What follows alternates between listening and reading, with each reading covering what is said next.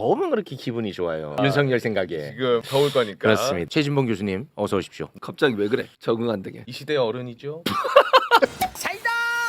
오늘 남성 출연자 평균 신장이 161. 나 이러면 마음이 참 편안하고 뭐가 왕이 된 느낌입니다. 그래서- 너무 편하고 좋아요. 예. 네. 여러분 참고로 제가 평균 신장을 올리는 사람입니다. 제가 많이 올려놓은 거예요. 161로. 이럴 때 또 자칫 잘못하면 약간 좀 건방져 보일 수가 있고. 특히나 그 저희 어머니가 아주 괴로워하는 게 있어요. 금요일마다. 어떤 걸로도. 최진봉 교수님이 아주 그 저명한 분인데 그 왜 그렇게 자꾸 놀리냐? 아 진짜 진지하게 그 왜 그렇게 위대하고 훌륭하신 분을 어른을. 종편에 나오시는 분인데 제발 이제 그만해라라고. 어르신 말씀이네. 네, 워낙 그 괴로워하셔서 예. 제가 일일이 뭐 다 말씀은 안 드렸지만 사실 방송 만나자마자 최진봉 교수가 저한테 하는 말이 있습니다. 야 오늘도 나만이 씹어라이. 그래야 내가 코인처럼 보이니까. 거짓말이네. 알잖아. 아, 맞아. 거짓말 맞아. 코인처럼 보인다고. 지난주 소리야 거짓말이에요. 아하. 지난주 우가 너무 약했다. 확실하게 해줘야지. 저는 그런 얘기를 한 적이 맞습니다. 없습니다. 아, 정말. 그래야 내가 호인처럼 보인다. 무슨 나는 그냥 소리야. 허허허 웃기만 하다 가고 아, 다 내 칭찬 글이더라. 그걸 억울합니다. 부모님도 이제 이해를 못하는 부분이니까. 맞습니다. 네, 그럼 오늘 제가 아주 공경할 테니까요. 예. 어떻게 망가지는지 여러분 지켜보십시오. 진짜 형편없을 겁니다. 나는 요새 참 더우면 네. 요새 더우면 그렇게 기분이 좋아요. 윤석열 생각에. 지금 더울 거니까. 그렇습니다. 여러분은 더위 조심하시고 네. 기분 좋게 금요일 지금 출발합니다. 대한민국 최고의 평론가이자 네. 대학 교수 그리고 목회자의 길을 걷고 계시는 분입니다. 아, 최진봉 교수님 어서 오십시오. 네. 안녕하십니까? 갑자기 왜 그래? 적응 안 되게. 이 시대의 어른이죠. 아니 맞는 말인데. 보세요. 혼자서 형님 아무것도 못하잖아요. 저 최욱이 엄마, 최욱이 엄마 어떻게 할 거야? 이 어떻게 할 거예요? 한 사람 죽어요. 이 뭐 어떻습니까? 뭔 소리야, 야? 뭐 하는 짓이야? 최고의 평론가 맞고요. 최고의 지식인, 언론학을 전공하고 아직까지 전화는 안 오지만 열심히 기다리고 있는 최진봉이라고 공직. 하고요. 어제도 네. 아니 지난주에도 말씀드렸지만 흔들리지 않는 편안함이에요. 자 그리고 외모는 뭔가 웃길 거라는 기대감을 많이 줍니다. 와 오늘 막 세게 한번 웃길 것 같은 기대감이 있어요. 네. 그러나 현실로 들어가면 아무것도 없어. 이 종편 개혁이 시급해 보입니다. 종편의 종횡무진 강성필 부대변인 박수로 맞이합니다. 안녕하십니까. 국민의 눈높이에 맞는 알맞은 키 강성필 인사드립니다. 오늘은 한번 웃겨보겠습니다. 한 번 좀 부탁드려요. 알겠습니다. 네. 웃기든가 패부 찌르든가. 아주 좀 기대가 컸는데 아쉽다고 하면은 본인이 아직 뭐좀 나칠거려서 그렇대. 보기보다 낯을 가려요.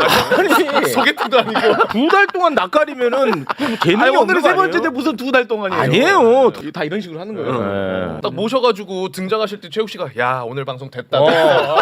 야, 드디어 인재를 외모로 발굴했다. 아니 근데 외모만 기대감이 있고 없어. 지켜봅시다, 오늘. 네, 좀 한번 지켜봅니다. 천천히 가겠습니다. 네, 너무 부담 주지 고맙습니다. 마세요. 자 그리고 과거에 그 제 꼬마였거든요. 정말. 네. 와 완전 그냥 제 꼬마.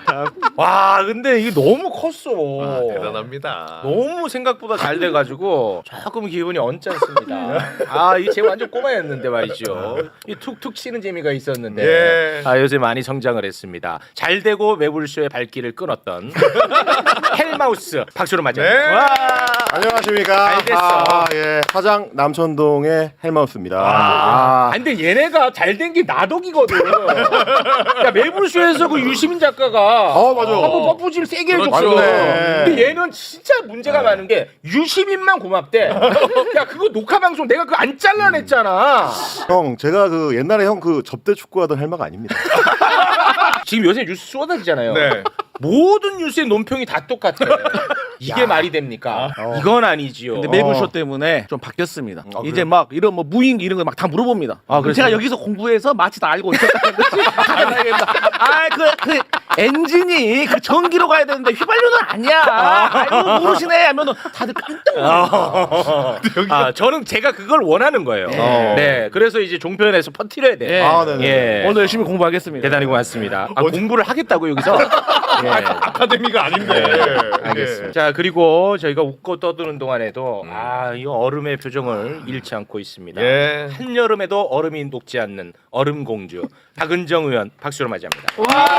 김정입니다. 네, 고맙습니다. 요즘 뭐 별일 없으시죠? 네, 저는 또 이 내란 여러 가지 특검들이 막 빠르게 돌아가고 네, 있어가지고 진짜 빨리 돌아갑니다. 따라가기 굉장히 힘든. 맞아요. 네. 그래서 그때 제가 막 나오는 얘기들을 빨리빨리 논평해드리고 해야 될 것 같아서 열심히 하고 있습니다. 너무 좋습니다. 근데 오늘 마침 또 윤석열을 잘하는 검사 출신 국회의원분이 나오셨으니까 이 얘기를 좀 잠깐 다루고 가도록 하겠습니다. 우리가 그 윤석열 관련한 의혹 제기 그동안 해왔던 거 결국은 다 사실로 밝혀졌어요. 그러니까 그냥 뭐 다 사실이야. 의혹 제기했던 것들은. 그 중에서 가장 좀 갸우뚱했던 의혹 제기가 저는 개인적으로 대통령실에 그러니까 용산 대통령실 집무실에도 사우나가 있었다. 관점 알고. 요거는 솔직히 좀 갸우뚱했거든요. 갸우뚱했는데 사실이었습니다. 예. 그렇죠? 사실이었습니다. 예. 아니 그 전해 주셔야죠.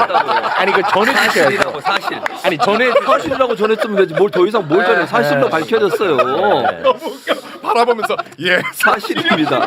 사실이었다고요. 요즘 정권에서 이렇게 밝혀졌다고요. 잘려요. 예, 제가 그 간단하게 일단 정리를 하고 가자면은 2022년 12월 초 그러니까 윤석열 임기 거의 초반이었죠. 그렇죠. 이제 그 당시에 그 경호처장은 김용현입니다. 김용현이가 대통령실 집무실에 야 이거 사우나를 만들려고 했나봐. 네. 그래가지고 한 업체에게 야 요거 좀 사우나 좀 한번 좀 만들어 주시오. 네. 라고 하니까 이 업체가 한번 이 진단을 딱딱 해봤지. 청진기 대봤지. 디자인 짜. 4,500원 주시오. 그럼 한번 만들어 보겠습니다. 4,500. 4,500만 원. 그랬더니 얘네들 진짜 양아치야.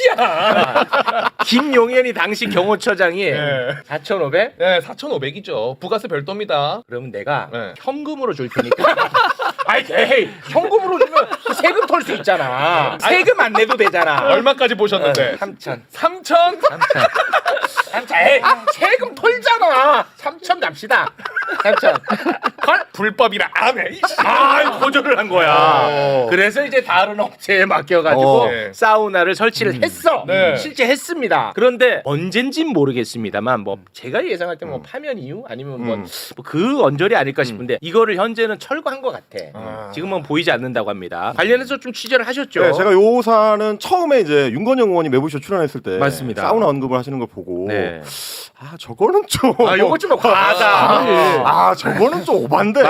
맞아. 관저 얘기하는 거 아니야? 이렇게 생각했다가 네. 나중에 이제 제 후배 중에 그 기자가 한 명 있는데 그 친구가 문제 그 5층 집무실에 비밀의 방에 들어있는 건식 사우나, 히노키 사우나거든요. 그거를 시공했던 업체의 대표를 취재한 애가 있습니다. 그러니까 오늘 이제 한겨레 이게 이제 본격적으로 보도 나온 거잖아요. 그렇습니다. 디자인 시안이 나왔어요. 네. 어떤 모양새였는지. 와 이게 그러니까 나왔어. 기가 막힌 게 딱 일단 들어가면 정면에 초대형 TV가 걸려 있어요. 와, 그걸로 고성국 TV 보는 거야. 고성 TV, 이봉규 TV 봐야 되거든요. 이봉규. 그러니까 완전 그 클라이언트 맞춤형이에요. 딱 해서 사우나에 들어가면 쫙 앉으면 유튜브가 나오는 대형 TV가 쫙 있어야 되고. 그리고 이제 설계 도면도 같이 지금 공개가 됐는데 잘 보시면 왼쪽에 사우나가 있고 안쪽에 텅 빈 공간이 크게 좀 빠져 있는 데가 있습니다. 자, 거기에 뭐가 들어가느냐? 침대가 들어갑니다. 침대? 사우나 안에? 사우나가 있고 사우나에서 나와서 시원하다 이렇게 나와서 네. 싹 돌면 침대가 있어요. 그대로 퍽 해서 자면 되는 거지. 너무 짜증난다 진짜. 윤석열 맞춤형인 것 같아요. 왜요? 제가 보기에는 옛날에 그 저희 검사 시절에 특수부 강력부 검사들은 밤에 일을 해요. 왜냐하면 밤샘 조사를 하거든요. 네. 그 자백 받으려고. 그러면 아침 새벽 이제 그때쯤 이제 자백을 해요. 그 피의자들이 이게 잠을 못 지치니까. 이겨가지고 지치니까 그때 이제 그러면서 오전에 그렇게 넘어가고 그러면은 그 사우나를 다 가요. 검사들이. 사우나를 가가지고 갔다가 이제 또 그 다음에 이제 피의자 또 조사하고, 그러니까 이게 사우나 가는 게 그 특수부 강력부 검사들이 굉장히 일상으로 하던 거고 문하고. 그럼 윤석열이 지금 그 검사 시절 생각하면은 그냥 자기 사우나 하고 또 옆에서 또 자고 이게 본인이 원했을 것 같다. 집무실에. 그러니까 생각해 보시면 관저에 사우나가 있어요. 있어. 더 큰 게 있어. 맞아. 근데 굳이 집무실에다가 만든다는 얘기는 뭐냐면 윤석열이라는 이제 남편 입장에서 봤을 때 집은 편하지가 않은 거야. 거기서 사우나를 하고 있으면 와이프가 와가지고 등짝 두들기는 거야. 일을 안 하고 뭐 하냐. 너 너무 불편해. 너무 싫다 진짜. 그러니까 이제 육아 퇴직하듯이 약간 집에서 집무실로 퇴근하는 거죠. 거기 이제 침대도 있고 사우나도 있고. 너무 싫어. 이 모든 쾌적한 업무 환경을 누가 만들어줬느냐. 말씀드린 것처럼 이제 김용현 그 당시 경호처장이 세팅을 다 해줬는데 아, 너무 싫어. 제가 이제 취재를 하다 보니까 이제 재밌는 포인트가 그러니까 처음에 그 4,500 견적 뽑아줬던 업체는 정식으로 하려고 한 거잖아요. 그렇죠. 부가세 10% 포함시켜가지고. 예. 근데 여기다가 현금으로 이제 딜을 친 거잖아. 디스카운트 좀 해달라. 예. 딜을 쳤는데 안 먹히니까 21g으로 넘기려고 했습니다. 그렇죠. 근데 21g 아시다시피 이제 김건희 씨랑 직접 연관이 돼 있는 네. 그 문제의 업체인데 그렇습니다. 이때 한창 관저 뭐 이런 의혹 관련해가지고 판결에 막 나오고 이럴 때예요. 그러니까 이게 약간 부담이 됐는지. 부담이 됐구나. 자, 김용현이 다른 업체를 섭외를 해가지고 이 공사를 맡깁니다. 그 공사를 한 업체의 대표가 출신 고등학교가 설마 또 충암은 아니겠지. 충암고등학교. 설마가 다 현실이야. 어떡해. 나 설마 했네. 자, 사우나 업체도 충암고 라인이에요. 와. 자, 모든 게 이게 다이렉트로 연결돼 일종의 이제 그 패밀리. 충암 패밀리 입장에서는 가장 내밀한 정보를 믿고 맡길 수 있는 사람은 누구냐? 우리 패밀리. 우리 고등학교 동문. 얘 젊은데 일 잘해. 이렇게 해가지고 맡겼던 거죠. 그리고 얘는 심지어 부가세 안 떼고 3천에 깔끔하게 싸게 해주니까. 아니 그래서 제가 요거 하나 좀 짚고 싶어요. 김용현이는 3천 현금을 준다고 했어요. 그렇죠. 이 3천 현금 특활비 아닐까요? 그럴 수 있죠. 그 굳이 현금으로 이것을 네. 계산을 할 이유가 필요가 없는 없잖아요. 거거든요. 예. 그리고 그러니까 이게 흔적을 안 남기려고 했던 거예요. 그러니까. 현금으로 주겠다는 것은 어. 그 특활비는 증빙서류 없어도 되는 거거든요. 나중에. 그냥 일반 예산으로 할 것 같으면 이게 다 자료가 남을 테니까. 자료가 남고 그게 자료 국회에서 또 자료 요구도 하고 그 부분에 대해서 뭐 조사를 저희가 할 수가 있기 때문에 네. 이 사우나 시설 관련해 가지고는 이 현금 3천만 원 혹은 이 3천만 원을 어디서 조달을 했는지 현금으로 네. 그게 특활비가 아니었다면 뭔가 또 제3자라든가 이런 그건 더 쪽에서 커지죠, 그런 문제가. 굉장히 더 커지는 그러니까 이걸 추적이 불가능하게 만든 네. 저는 그 돈이라고 생각합니다. 강성필 네. 이 그대로 종편 가서 하세요. 아시겠죠? 아까 뭐 충암고부터 해갖고 그렇지. 알죠? 가서 네, 다소 좀 관계가 복잡하긴 하지만 그 업체의 대표 고등학교가 어딘지 아세요? 충암고등학교. 그러니까 그렇게 던진 다음에 네. 사람들이 뭐야 할 때 충암고입니다. 네.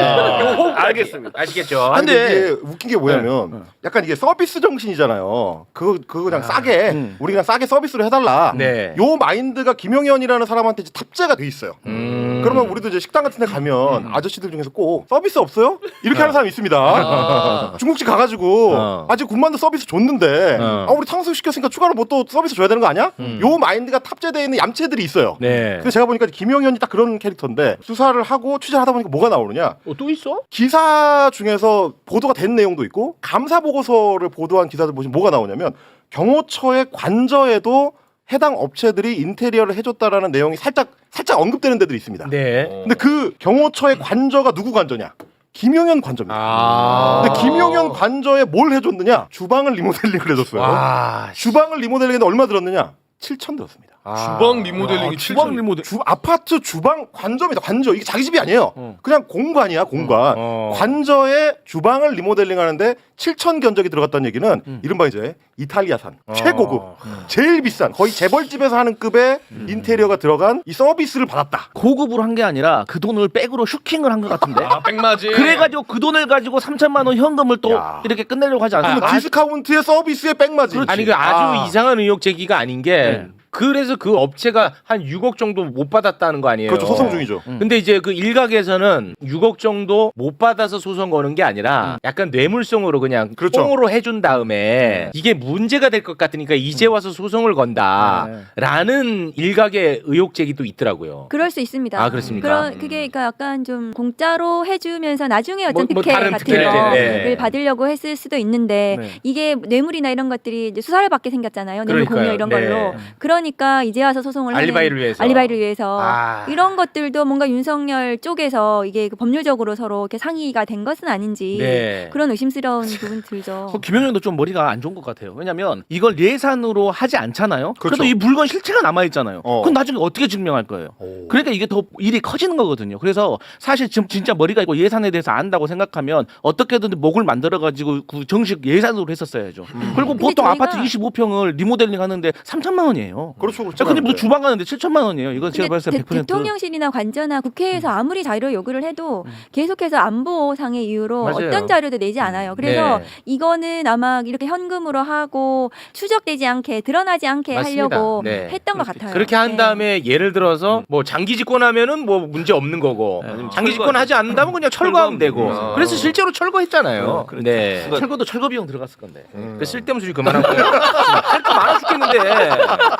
리버델링 업체에서 나오셨어요? 네. 자 이거 사우나 하나로 이렇게 길게 할 수가 없습니다. 오늘 이제 국지간 뉴스가 워낙 많기 때문에 그 부분 그렇게 정리하도록 하겠습니다. 자 내란 특검 들어가기 앞서서 윤석열이 그 근황부터 잠깐 좀 한번 보고 가겠습니다. 윤석열이 근황. 예.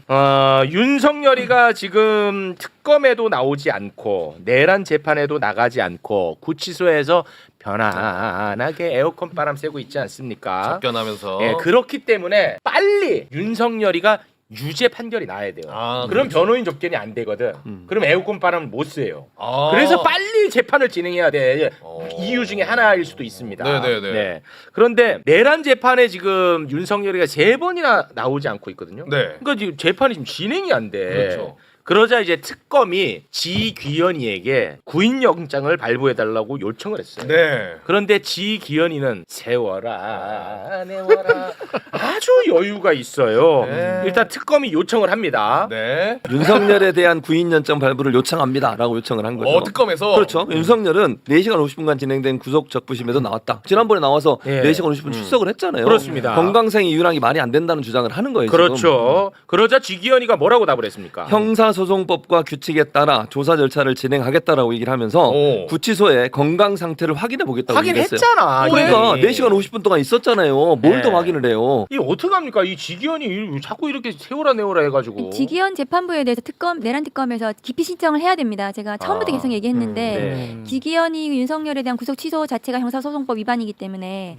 법률을 위반한 이 재판부에 대해서는 기피 신청을 하면 받아들일 가능성이 높거든요. 네. 그래서 특검은 지금 요산 그러니까 지금 이 구인장 제대로 발부해주지 않는 요산 가지고도 공정성 문제로 그 기피 신청을 앞으로 해야 된다고 생각하고요. 네. 그리고 지기현은 지금 더 조사할 게 없어요. 아까 말씀하셨다시피 이미 건강에 대해서는 구치소에서 답변을 해줬고 네. 특검에다가 본인이 적부심 나가가지고 몇 시간 동안 4시간 50분. 설명했다는 거잖아요. 네. 그렇기 때문에 그 건강 상태에 대해서 더 조사할 것도 없이 이거는 형사소송법 13조에 따라서 네. 구인영장을 당연히 발부해야 되는 사안입니다. 네. 지기현 판사가 이거를 구인영장 발부하지 않는다면은 이건 지기현 판사의 또 다른 또 법률 위반 사유거든요. 네. 그리고 그 지기현 재판부에서는 그 윤석열에 대해서가 아마도 서로 이렇게 의사가 통했던 게 뭐냐면 걸석 재판을 노리고 있는 것 같아요. 윤석열은 형사소송법 277조의 2에 따르면 피고인이 2번 이상 이제 불출석하게 되면은 네. 그냥 출석할 의사가 없다는 걸로 보고 박근혜 또 그랬습니다. 네네. 박근혜 때도 재판 안 나가고 계속 그냥 그 걸석 재판으로 하겠다는 거 그렇게 진행을 할 수도 있다. 그래서 지기현에 대해서는 빨리 조치를 해야 된다. 그 걸석 재판 같은 경우는 속도가 좀 더 빨라지는 경향이 아니에요. 있지는 않아요? 전혀 그렇지 않고 그렇진 지기현은 않아요. 11월까지 지금 기일을 잡아놨어요. 자기 맘대로. 맘대로는 아니지만 어쨌든 막 이렇게 지연시키는 이렇게 막 그 기일을 엄청 넓게 이렇게 잡아놨단 말이죠. 그럼 그때 세워라 내워라 그냥 재판하는 거예요. 피고인 없이. 그 지기현이 그 룸살롱은 지금 어떻게 되고 있습니까? 대법원에서 그거 그 윤리실인가요? 거기서 조사를 해야 되는데 네. 진행이 안 되고 있어요. 법사위에 계속해서 저희가 지금 촉구를 하고 있거든요. 결론을 내줘야 됩니다. 지기현에 대해서는 조이대 징계를 뭐 하고. 하는 거야 조이대. 조이대 뭐 뒤 좀 캐봐 너가. 조이대요? 저는 그냥 유튜버인데요. 본인의 정체성을 잘 알고 있네. 제가 아주 좋아. 오늘 종편 가서 좀 언급하겠습니다. 어떤 부분이요? 조의대에 대해서 제가 언급하고 지기현 판사에 대해서 네. 우리 의원님께서 말씀하신 것에 대해서 네. 제가 구인영장 발부하라고 할 수 있어요? 강력하게 앵커 양반 합시다 하면 하는 겁니다. 아이 또 지켜본다 나 진짜. 아니 종편에서는 사법부는 건드리면 안 된다는 윤리 강령이 있나 봐. 안 해 사법부에 대해서는. 새로운 정부, 새로운 세상이 열렸기 때문에 제가 또 얘기할 수 있습니다. 앵커 양반 합시다 하면 합니다. 꼭 좀 부탁드릴게요. 예, 이따 저녁 6시에 국민적 보세요. 여론이 모아져야 돼요. 예, 맞습니다. 심각하거든. 그리고 저는 그 지기현 재판부가 진짜 의지가 있으면 굉장히 간단하게 확인이 가능하잖아요. 윤석열에 대해서도 계속 지금 뭐 보도가 나오고 있지만 하루에 2번 이상 변호인 접견을 한다는 거잖아요. 그렇습니다. 하루 종일이야 그거. 근데 왜냐면 거기는 에어컨이 나오니까 네. 거기 나와서 앉아 있는 거잖아요. 그럼 이제 윤석열의 주장이 다 맞다 치고 진짜 너무 힘들다, 오래 앉아 있기 힘들다. 그러면 잠깐 접견한 다음에 한 5분 앉아있다 들어가요? 그럴 리가 없잖아. 그럼요. 그러면 딱 하나만 확인하면 됩니다. 변호인 접견할 때 얼마나 오래 앉아 있었는지. 그럼 재판 중에도 그만큼 와서 앉아 있을 수 있다는 거 아니야. 그러네. 그 정보 청구가 가능합니까? 네, 저희 의원실에서 그 법무부에다가 그 자료를 받았어요. 그래서 이번에 그게 그래서 밝혀진 거잖아요. 윤석열이 2.3회 예. 하루에 네네네. 그 변호인 접견을 한다는 거예요. 네. 그럼 그 시간이 제한이 없거든요. 네. 변호인 접견은 그럼 네. 하루 종일 앉아 있을 수도 있는 겁니다. 네. 그것만 법무부에 확인해가지고 그럼 거기 앉아 있었으면은 재판정 나와서도 앉아 있을 수 있는 겁니다. 네. 지금 헬마 말씀하셨다시피 그래서 그것만 간단히 확인하고 구인장 내야줘야 된다. 그 시간을 빨리 밝혀야 돼. 그러니까 다음 기일에는 구인장을 발부를 하지 않으면 직위원 재판부에 대해서는 조치를 진짜 강력하게 해야 돼요. 그래서 그 매불쇼는 그렇게 추론하고 있거든요. 하루에 2.3회라고 네. 박은정 의원실에서 그 받아낸 거 아니겠습니까? 근데 일반인 접견은 한 명도 없어요. 아무도 안 찾아가는 아무도 안 거예요. 찾아가더라고요. 근데 김건희도 안 갔어요. 안 가는 거예요. 예. 근데 그거를 검사 출신 어떤 분이 나오셨는지 내가 잘 기억이 안 나는데 그거를 2.3회 같은 경우는 오전에 딱 가. 에어컨 있는 데서. 그래서 이제 그 하루 종일 있어. 그럼 밥 때 되면 또 들어가. 맞아. 그 밥 먹고 나오면 이제 2번 되는 거야. 네. 그리고 얘가 약간 좀 지루한 애 만나. 예를 들어서 최진문 같은 애야. 변호인이 야 넌 가라 하고 가. 그래서 한번 또 재밌는 애로 오면 점삼이 점삼이 된다. 입담 좋은 애들로. 입담 좋은 애 위주로. 이렇게 이제 저희가 추론했거든요. 이렇게 진행할 거고 주로 윤석열이 떠들 거예요. 제가 보기에 그래요. 아 리액션 좋은 애로. 네. 근데 일단 윤석열이 어쨌든 간에 법률가 출신이니까 지인들도 법률가들이 많을 거 아니에요. 그렇죠, 변호사. 그렇죠. 그러니까 지인들이 지금 올 거야 아마. 뭐 법리에 대해서 상담하러 오는 게 아니라 친구들이 오는 거야 친구들이. 그렇지. 예. 아 근데 건식 사우나 좋아하면은 독방이 더 낫지 않나? 요즘 시원. 딱 빼면은 사우나입니다. 근데 단지 유튜브가 안 나와요. 지옥이야. 유튜브에 MBC만 나와. 맨날 나만 욕해 MBC에. 지옥이야 지옥. 아리송하네. 자 그리고 내란 특검 관련해 가지고 요거 하나만 잠깐 좀 다루고 가겠습니다. 내란 특검은 지금 외환 유치 관련해 가지고 열심히 수사를 하고 있지 않습니까? 네. 근데 외환의 단서가 된 것이 이제 그 동안에 노상원 수첩 때문에 우리가 야 뭐야 맞아. 외환 유치 야 이거 진짜 심각한 정보였네라고 했던 거예요. 네. 노상원 수첩 잠깐 과거 거 한번 좀 띄워주시겠습니까? 네, 요거 보면 이제 북의 공격을 유도한다 이런 게 이제 써 있어서 야 이건 얘네들이 외환 유치를 노렸나 보다. 무시무시하다. 예, 우리가 이제 그렇게 생각을 했던 건데 이번에 내란 특검에서 노상원의 메모를 분석을 한 거야. 분석해봤더니 엄청난 단어가 하나가 나왔습니다. 네. 북한에서 사용하는 용어가 나오게 된 겁니다. 네. 그렇습니다. 그 용어가 뭐냐 단선연계라고 하는 용어인데요. 네. 이 단선연계가 무슨 말이냐면 북한에서 간첩들이 이제 간첩 활동을 할 때 상하 조직 간에만 연결을 하는 거예요. 그러니까 수평적인 건 모르고 수직적 관계만 연결이 돼 있어요. 그러니까 조직 전체가 들통이 나면 안 되니까 네. 자기가 지시하는 사람 한 사람만 알고 있는 거예요. 그 사람에게만 연락을 받고 그 사람이 지시하는 대로 움직이는 거예요. 근데 그런 조직이 여러 명이 있는 거죠. 근데 조직원들 사이는 서로 몰라. 연계도 안 되고. 잡혀도 불지 못하게. 그렇죠. 그게 바로 단선연계인데 단선연계란 말을 썼다는 것은 북한의 간첩 활동에 대해서 일정 부분 인지했을 뿐만 아니라 이건 이제 추측의 영역인데요. 내란 과정에서도 북과 연계했을 가능성을 예견해 볼 수 있는 거예요. 그 단정 지어주세요. 단정을 왜 지어주세요? 왜 이러세요? 그러니까 쉽게 비유하면 이런 건가? 제가 최욱 씨 명령을 받아. 최영진과는 공유 안 해. 안 해. 전혀 안 해. 딱 그 위에 받는 그렇습니다. 명령만 나 혼자만 알고 나 이렇게 혼자 딱 한 가닥만 연결돼 있다는 거야. 단선. 네. 아. 너랑 최영진 요런 옛날에 쟤도 여기 그거였는데. 라인이었죠. 그러면 이제 곽수사는 최진봉 라인은 있는지도 몰라. 별도 라인이야. 이런 거죠 이제. 그러니까 이 북한 용어를 굳이 쓸 이유가 뭐가 전혀 있겠느냐. 없어요. 근데 더 웃긴 건 수첩에 이런 내용들이 많이 나옵니다. 예를 들어보면 이런 게 있어요. 북의 침투로 인한 일제 정리할 것 이런 말도 있어요. 북의 침투란 말은 통모가 가능했다는 거잖아요. 통모의 정황입니다. 그렇죠. 그리고 NLL 인근에서 북의 공격을 유도 이것도 마찬가지고요. 그렇습니다. 그다음에 민통선 이북의 수용 후 처리. 그럼 민통선 이북이면 북한이잖아요. 그쪽으로 가서 처리하겠다는 건 북과 연계된 것을 얘기하고 있다고 볼 수 있는 정황이 너무 많다는 거예요. 네. 그러니까 북과 접촉하려는 방식에 대한 다양한 내용의 수첩이 있다는 것은 통모했을 가능성이 있다는 증거입니다. 그렇습니다. 외환 유치와 관련해서는 이제 그런 정황이 나왔고 지금 내란 특검 같은 경우에는 이제 노상원이를 내란 목적 살인 예비 혐의로 얘를 한번 처벌해야겠다라고 이제 검토하고 있나 봐요. 네. 근데 노상원은 뭐 사살 계획 같은 거 수첩에 다 적혀 있었잖아. 그렇죠. 잠깐 뭐 기억을 상기하는 차원에서 한번 좀 보자면 네. 뭐 와 무서워 A급 처리 방안 연평도 이성 뭐 이런 게 나왔고요. 하나만 더 볼까요? 가스, 폭파, 수사, 침몰, 격침 하나같이 다 이거 진짜 그렇습니다. 끔찍한. 그러니까 이것과 관련해서 이제 내란 목적 살인 예비 혐의를 적용할지를 검토하고 있습니다. 참고로 말씀드리면 내란 관련해서는 중요 임무 종사자로 이미 기소가 되어 있고 그거는 맞아요. 추가를 얘기하는 겁니다. 추가를. 저게 이제 박세현의 특수본에서 저걸 넣어서 써야 돼요. 처음부터. 왜냐면 저 노상원 수첩이 처음에 나왔었고 노상원이 플레이했다는 게 김용현 장관하고 같이 했다는 게 드러났기 때문에 주요 임무 종사로 기소하면서 저것도 당연히 넣었어야 되는데 그때 빠져 있었던 거죠. 특검이 당연히 넣을 걸 넣고 있는 겁니다. 그렇습니다. 그 사실 이제 의원님 말씀대로 노상원 씨가 그냥 전직 정보사령관 출신의 뭐 그냥 아기보살하는 무속인이고 자기 집 근처에 햄버거집에서 혼자 저렇게 메모를 쓰고 있었으면 그냥 망상 환자예요. 그렇습니다. 아무 문제가 없어. 네. 근데 문제는 정보사령관실하고 직접 소통을 하면서 따로 계엄 상태에서 뭔가 수사팀 같은 걸 운영하려고 했었던 게 이미 드러났고 네. 거기에 이제 사람이 배속된 흔적도 드러났고 그렇습니다. 그러면 저런 내란 목적의 살인 메모가 실제로 실행될 수 있는 주체를 갖고 있었던 거잖아요. 네. 그러니까 이제 특검에서는 이거를 엮어가지고 실제 처벌이 가능하다라는 것까지도 이제 검토를 하고 있는 걸로 그렇습니다. 보입니다. 뭐 비어폰까지 쓴 인간이니까. 그러니까. 이 노상원이를 이렇게 수사 2단으로 이렇게 따로 뺐던 이유에 대해서 매불쇼가 한번 이제 분석한 적이 있습니다. 아, 그래요? 네, 박선은 의원이 맞아. 이 정말 흥미로운 부분이에요. 이거 종편에서 한번 해볼 만한데. 얘기해 보세요. 재밌게요. 수사 2단을 왜 이렇게 설치했을까? 이상하잖아요. 그거는 여인영이를 견제하기 위한 김용현의 술책이었다는 거예요. 왜냐? 이게 이제 계엄이 성공하면은 여인영이가 전두환이 된단 말이야. 네. 그럼 얘가 이제 다 먹는단 말이야. 김용현이가 그거 모를 것 같아? 너무 잘 알지.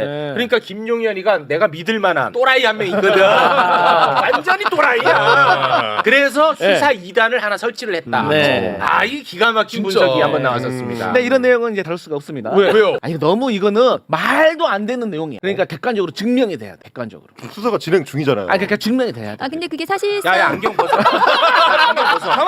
아니야. 그럼 너 윤석열이 계엄할 나쁜 놈이야. 나쁜 놈이야. 근데 그동안에 이제 수사한 내용을 보시면 네.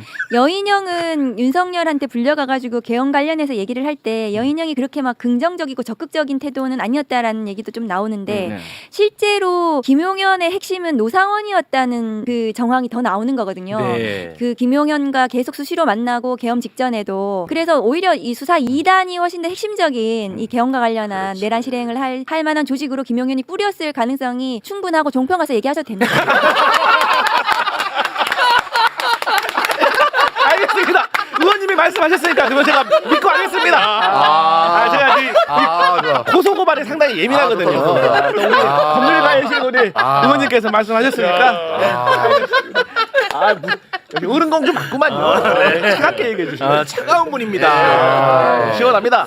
요런 거 얘기할 때 고소고발 피하려면 그런 의심도 든다로 하면은 좀 아니 그 의심이 강력히 들죠 실제로. 실제로. 예. 아니, 우리가 무슨 뭐 억측을 하는 게 아닙니다. 그렇죠. 굉장히 자연스러운 의심이에요. 네. 아니 그 저는 이제 노상원 건을 보면서도 이 세력들 윤석열과 그 주변의 그 부하들이 얼마나 구시대적이고 망상에 빠져 있었는지를 보여주는 어떤 하나의 상징 같은 거예요. 이번에도 이제 단선 연계라는 단어가 나왔지만 혹시 이제 뉴스 많이 보시는 분들은 기억하실지 모르겠는데 단선 연계라는 단어가 한 10여 년 전쯤에 한국사에서 굉장히 화제가 된 적이 있습니다. 그래요? 이석기 내라는 모 사태 때. 이석기. 그때 이른바 지하 조직을 단선 연계 방식으로 운영을 했다라고 그때 종편에서 난리였습니다. 통진당 지하 조직들이 이제 북한의 사례를 따라가지고 거의 비슷한 방식으로 일종의 간첩 조직처럼 운영했다라고 얘기를 했는데 노상원 수첩에 단선 연계가 나왔는데 북한 간첩 이런 단어로 엮어서 방송하는 종편이 없어요. 이거는 큰 문제다. 네. 사실 우리 지금 한국에서는 뭐 점조직이라는 표현을 쓰지 단선 연계 그런 건 잘 그쵸, 북한 그쵸. 사람들이 쓰는 네. 거니까 잘 안 네. 쓰는 것이. 뭐 하나만. 저게 종편 태도예요. 아니 매번 다 리액션 안 해도 됩니다. 시간 없어 가뜩이나. 부담감이 있어. 아니야. 부담스러워. 네.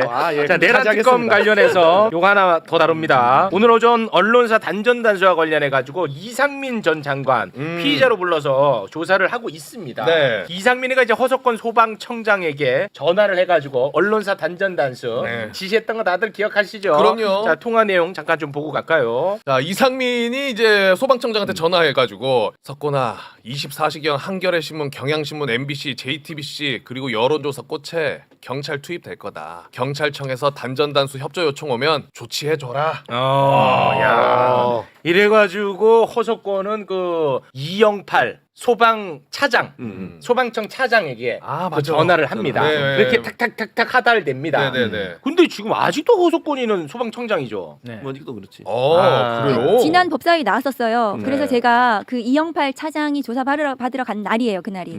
그래서 지금 소방청장한테 본인 조사 받으러 갔냐 그랬더니 본인 아직 안 갔다고 하더니 다음 날 조사 받으러 갔더라고요. 그래서 제가 그때 맞아요. 물었어요. 단전 단수 지시 받았냐고. 그랬더니 본인은 안 받았다고 하는데 저 워딩 자체가 받았다는 내용이에요. 네. 저 내용이. 그래서 네. 이상민에 대해서는 사실은 그 이전에 다른 수사기관에서 공수처 등등에서 조사를 한 걸로 알고 있어요. 그래서 특수본에서도 했고요. 박세현에. 그래서 이상민하고 소방청장에 대해서는요. 그래서 단전 단수는 윤석열 공소장에 지금 있는지 모르겠는데 윤석열 공소장에 이미 이상민의 그 지금 잘 안 보이시는데 이상민의 있어 이거. 단전 단수 지시를 이상민이 받았고 네. 했다는 내용이 있어요. 저 그렇습니다. 공소장 자체로 이상민이 그 내란의 주요 임무 종사라는 것이 검찰에서든 거의 다 증거나 이런 것들이 확보가 돼 있었던 거예요. 네. 그러니까 이상민에 대해서는 이미 해도 뭐 벌써 이미 기소했어야 했어야 돼. 되는 내용 사안이에요. 그렇습니다. 지금. 예. 박세현이 이거 다 해놨단 말이야. 검찰 특수. 박세현이 이상민이 왜 그 기소 안 했습니까? 이거는 지금 해도 이상하지 않을 정도잖아요. 이상민에 대해서는 아마 신병 처리할 겁니다. 구속. 특검에서요. 전 구속해야 돼. 내란 그렇죠. 주요 임무 종사로 아마 검토되는 것 같은데. 네. 그리고 아마 이상민의 위증 이런 부분도 있을 맞아. 겁니다. 그렇습니다. 네. 그러면 다 헌법재판소에서. 합쳐서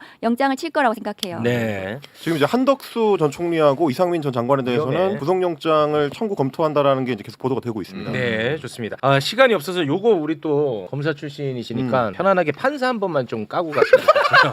검사들 판사 까는 거 좋아하더라고. 오히려 그렇지. 네, 판사 출신들은 검사 까는 거 좋아해. 더 웃긴 거 박은정 의원님 끄덕끄덕. 근데 진짜 안타까운 게 검사 출신들은 판사 까는 걸 좋아하잖아요. 네. 판사 출신들은 검사 출신들을 무시합니다. 그 차이가 좀 있더라고. 왜냐하면 연수원 때 공부를 더 못했거든요.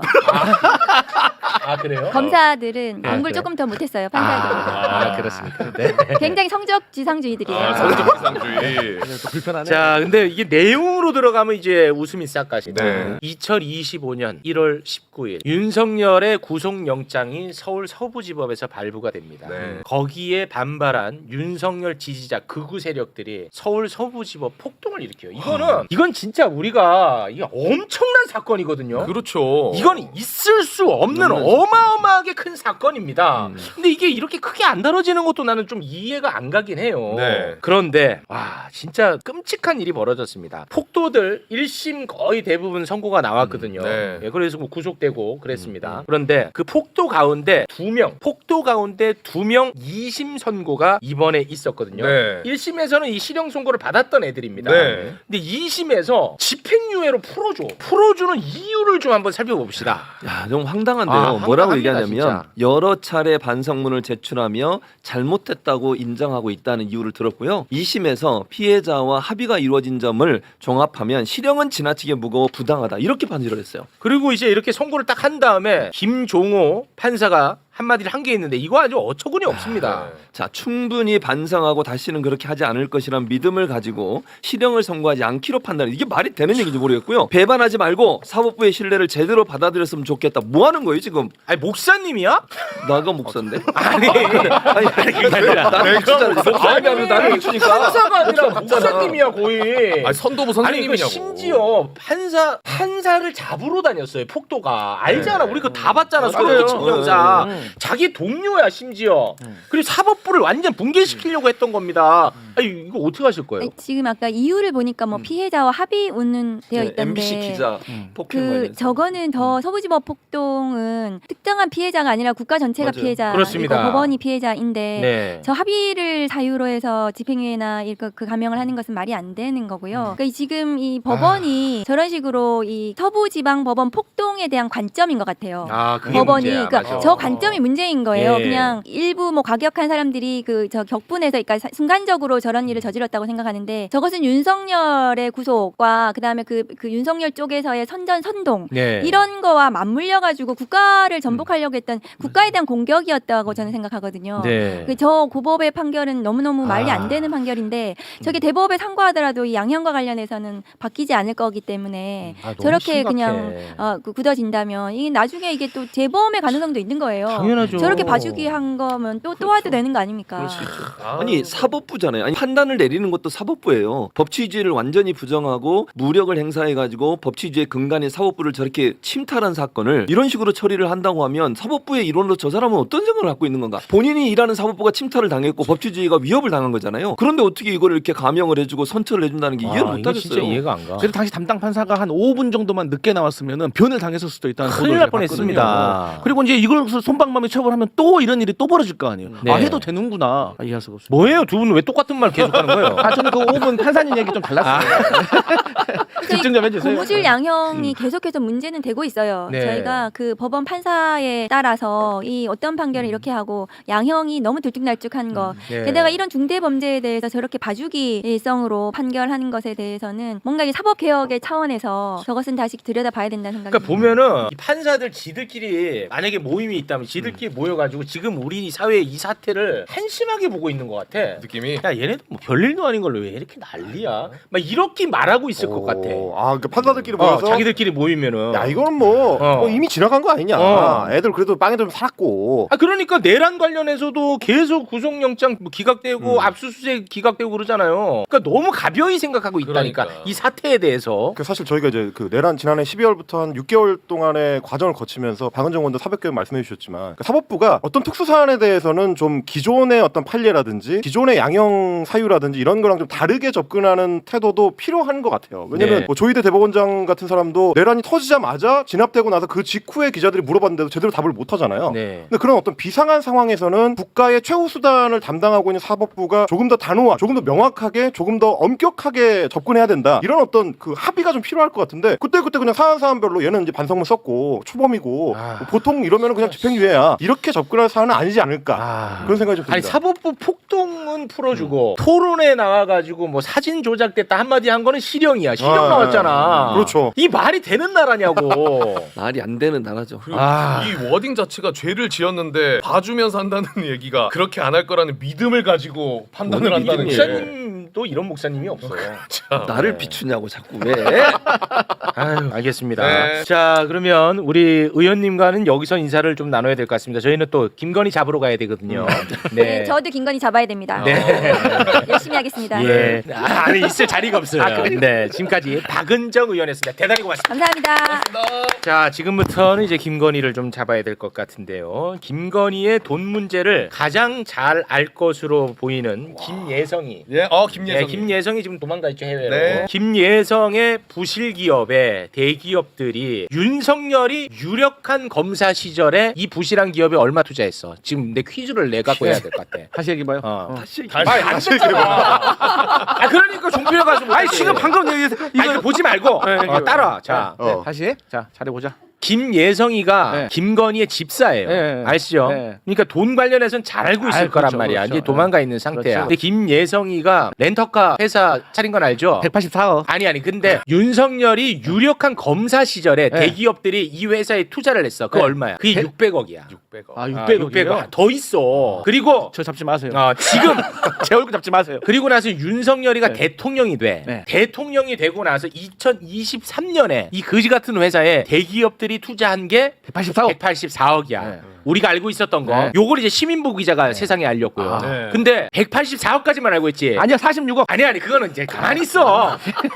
근데 이 투자가 이루어지고 3개월 후에 네. KB 알죠? 국민은행. KB. 알죠. 네. KB금융 자회사 KB 캐피탈이라는 데가 이 거지 같은 회사에 20억을 또 쏩니다. 20억을 쏴요. 근데 그 KB 캐피탈 대표가 또 어디로 가냐? 네. 도이치 파이낸셜 대표로 가. 이상하지? 주가 조작에. 이상하지? 아 이상하네. 그래 이거 좀 얘기하고. 이건 오늘 가서 말해야겠다. 오늘 이거 앵커 양반하고 얘기해야겠네. 앵커님 이거는 해야 됩니다. 이 방송사에 생존이 달려 있습니다. 그렇지. 이상하잖아요. 도이치를 그거 누가 보도한 거예요? 이거는 뭐야 이거? 아니 184억까지는 네. 이제 뉴스타파가 했고 네. 그리고 이 KB 캐피탈 관련해서 조선일보가 조선일보. 조선일보요? 조선? 조선일보야. 아, 내일 가니까 얘기할게. 조선은 내일 가 내가. 내가 얘기할게. 아시겠죠? 네, 알겠습니다. 네. 조선이 그럴 때가 아니야. 야 이게 어찌됐든 세상에 알려질 수 있었던 거는 네. 아무도 관심을 가져주지 않은데 뉴스타파가 보도를 했습니다. 맞아요. 그것도 시민보 기자. 네. 박수로 맞아요. 박수. 안녕하세요. 자, 그러면 오늘은 어떤 이야기를 하려고 이분을 모셨느냐? 이 그지 같은 회사에 왜 이런 대기업들이 이렇게 많은 돈을 뇌물성으로 투자했을까? 요 얘기를 할까 합니다. 근데 오늘은 그 많은 회사 가운데 HS 효성에 대한 이야기를 할 거예요. 아시겠죠? 그거를 또 취재를 엄청나게 열심히 했어. HS 근데 요소. 기자님, 예. 본격적으로 들어가기 앞서서 예. 이번에 그 뉴스타파가 보도한 보도가 예. 너무 어려워. 아, 그쵸. 맞아, 저도 보는 박수사는 무조건 포기해. 맞지? 너 포기지. 솔직히 말해도 돼요? 봐봐. 어제 한 34분경에 아. 그 영상 1시간 좀 넘잖아요. 오래 보셨네요, 그래도. 그때 조금 숙면에 너무 어려워. 34분 버텼다고 했는데 솔직히 34분까지 하나도 못 이해 알아들었지. 못하지. 단 한 자도 이해 못했을 좀 거야. 어렵더라고 그거. 죄송합니다. 시민보 예, 죄송합니다. 너무 어려워. 저희가 최대한 쉽게 이제 써보려고 한 건데 아. 저희가 최욱 씨처럼 이렇게 쉽게 설명하는 재능이 좀 부족하다 보니까. 아, 그거 좀 네. 아쉽더라고. 그 회장님 목소리 그 예, 말씀하시죠? 맞습니다. 네, 저도 봤는데 예. 드랍 때렸습니다. 아니, 아 이거 뭐 얼라우 막 이런 말 쓰고 그래 어려워. 아이 뭐 투자가 그레이해 막 그러더라고. 아, 가로려고 닫고 불투명 안 터졌으면 나 무슨 말인가 했을 거야. 아니, 종편 나가신 분이 그 정도면.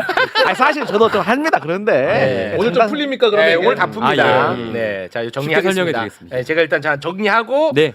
마이크를 좀 건네도록 하겠습니다. HS 효성이 이 그지 같은 회사에 35억을 쏩니다. 네. 이 그지 같은 회사에 왜 쏘았겠냐 이 얘기를 하는 거야. 근데 결론적으로 얘기하면은 HS 효성이 더러운 짓을 많이 한 거야. 이 회사 자체가 아, 그러니까 이 더러운 짓을 어떻게 좀 탕감받고 싶었던 것 같아. 결론적으로 딱 던지고 시작합니다. 네. 자, 벤츠 수입사가 있습니다. 더클래스 효성이라는 주식회사가 있습니다.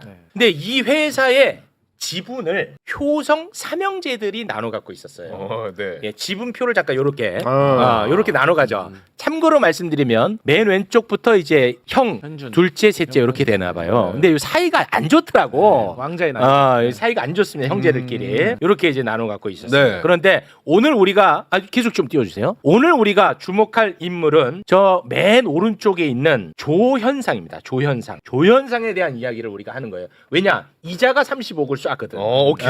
그러니까 이자가 도대체 어떤 더러운 일을 했길래 탕감받고 싶었을까를 얘기하는 겁니다. 네. 저 조현상을 이렇게 나눠 갖고 있는 상황에서 조현상이 사업적인 능력은 좀 있어 보여. 조현상이가 야 이거 수입차 회사가 앞으로 잘 될 것 같다고 판단을 했나 봐. 네. 그러니까 이 조현상이가 이 회사를 지가 다 먹고 싶었던 것 같아요. 더 클래스 요성? 예, 네. 더클래스 요성을.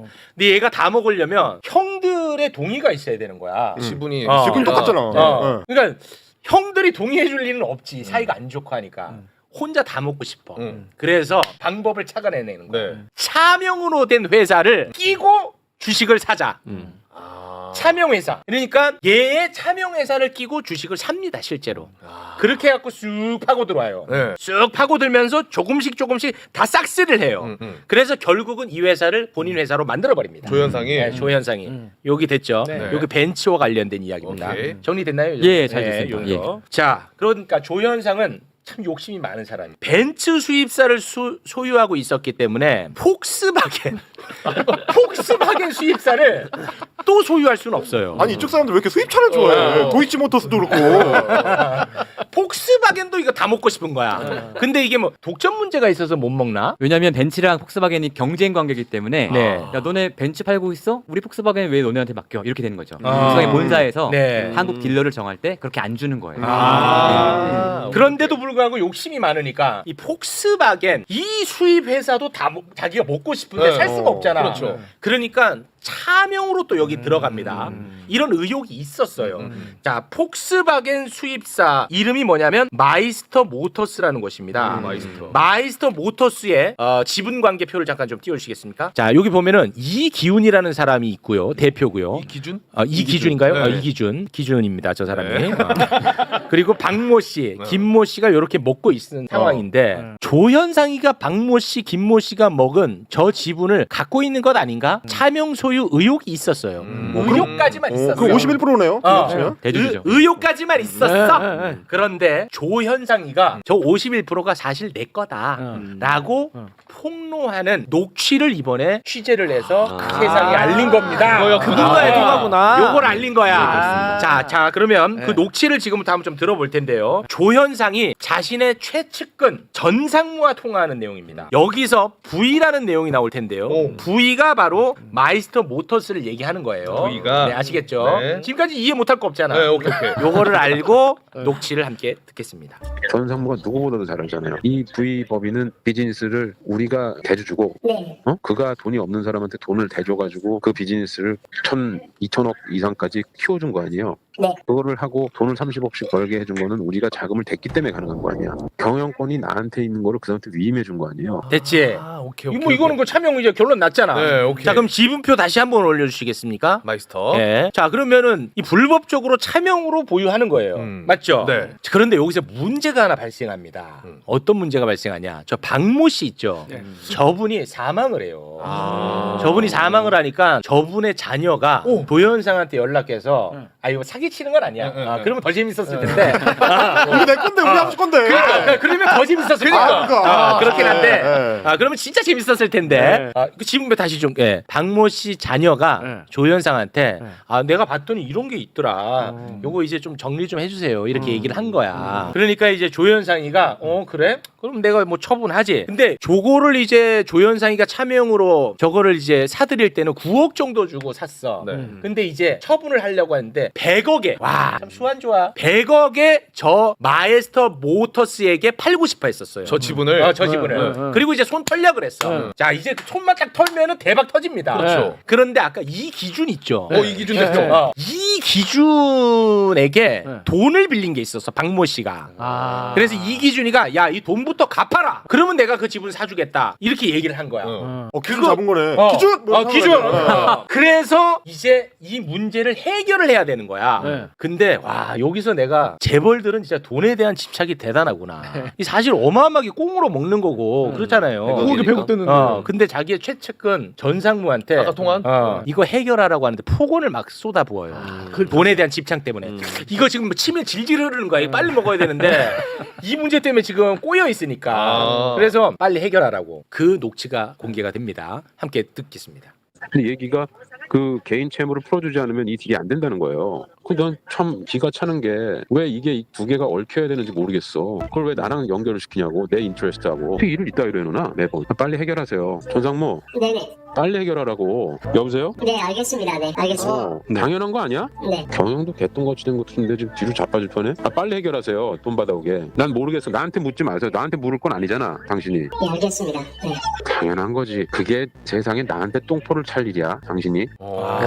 배고 먹어야 되는데. 야 영화의 한 장면 같아. 영화의 한 장면이야. 야. 자, 실물을 전상무가 했나? 그런가 봐요. 자, 오늘의 이제 주제로 들어갑니다. 네. 뭐 저런 대우를 받아서 그랬는지 모르겠습니다만 전상무가 이제 둘 사이가 틀어지고 세상에 이런 걸 이제 폭로를 하고 이 부분에 대해서 신고를 합니다. 자, 지금부터는 이제 추론의 영역인데 왜 우리가 이 얘기를 다루는 이유가 뭐야? 왜 35억을 그지 같은 회사에 쏘았냐? 이거잖아. HS 효성이 IMS에 투자한 이유 한번 추정을 해봅니다. 2023년 4월에 이 제보자가 공정위에 이 사건에 대해서 신고를 해요. 그리고 2023년 6월에 조현상이가 IMS에 30억 투자를 하는 거야. 그리고 나서는 그냥 털렸어.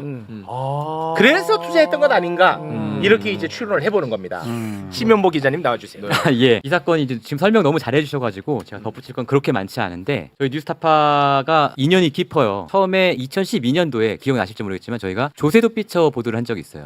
어디 그때 맞아요. 이제 버진 아일랜드에 버진 있는 아일랜드. 회사들이 쭉 나오고 그 중에 한국인들 저희가 다 찾아가지고 얘는 누구지? 얘는 왜 여기 회사를 갖고 있지? 했는데 버진 아일랜드에 김재훈이라는 사람이 갖고 있는 회사가 있었던 거예요. 그래서 우리가 김재훈한테 연락을 해보고 찾아보니까 이 사람이 아까 말씀하신 더클래스 효성 2대 주주인 DBS를 갖고 있는 사람이네? 라고 알았죠. 그래서 아니 너 제가 보기엔 김재훈 씨는 뭐 그냥 잘 사는 집 아들이긴 한데 재벌그룹도 아닌데 네가 어떻게 더클래스 효성의 2대 주주야? 이렇게 물어봤더니 그냥 투자한 거예요. 변호사가 소개해줘서 투자한 거예요. 이러더라고요. 그때 저희 뭐 수사권이 없으니까 그렇습니까? 하고 이제 넘어갔어요. 그리고 9년 만에 이제 저 전상무가 저를 찾아온 거예요. 9년 전에 당신들이 보도했던 그거 있잖아요. 실은 조현상께 맞아요.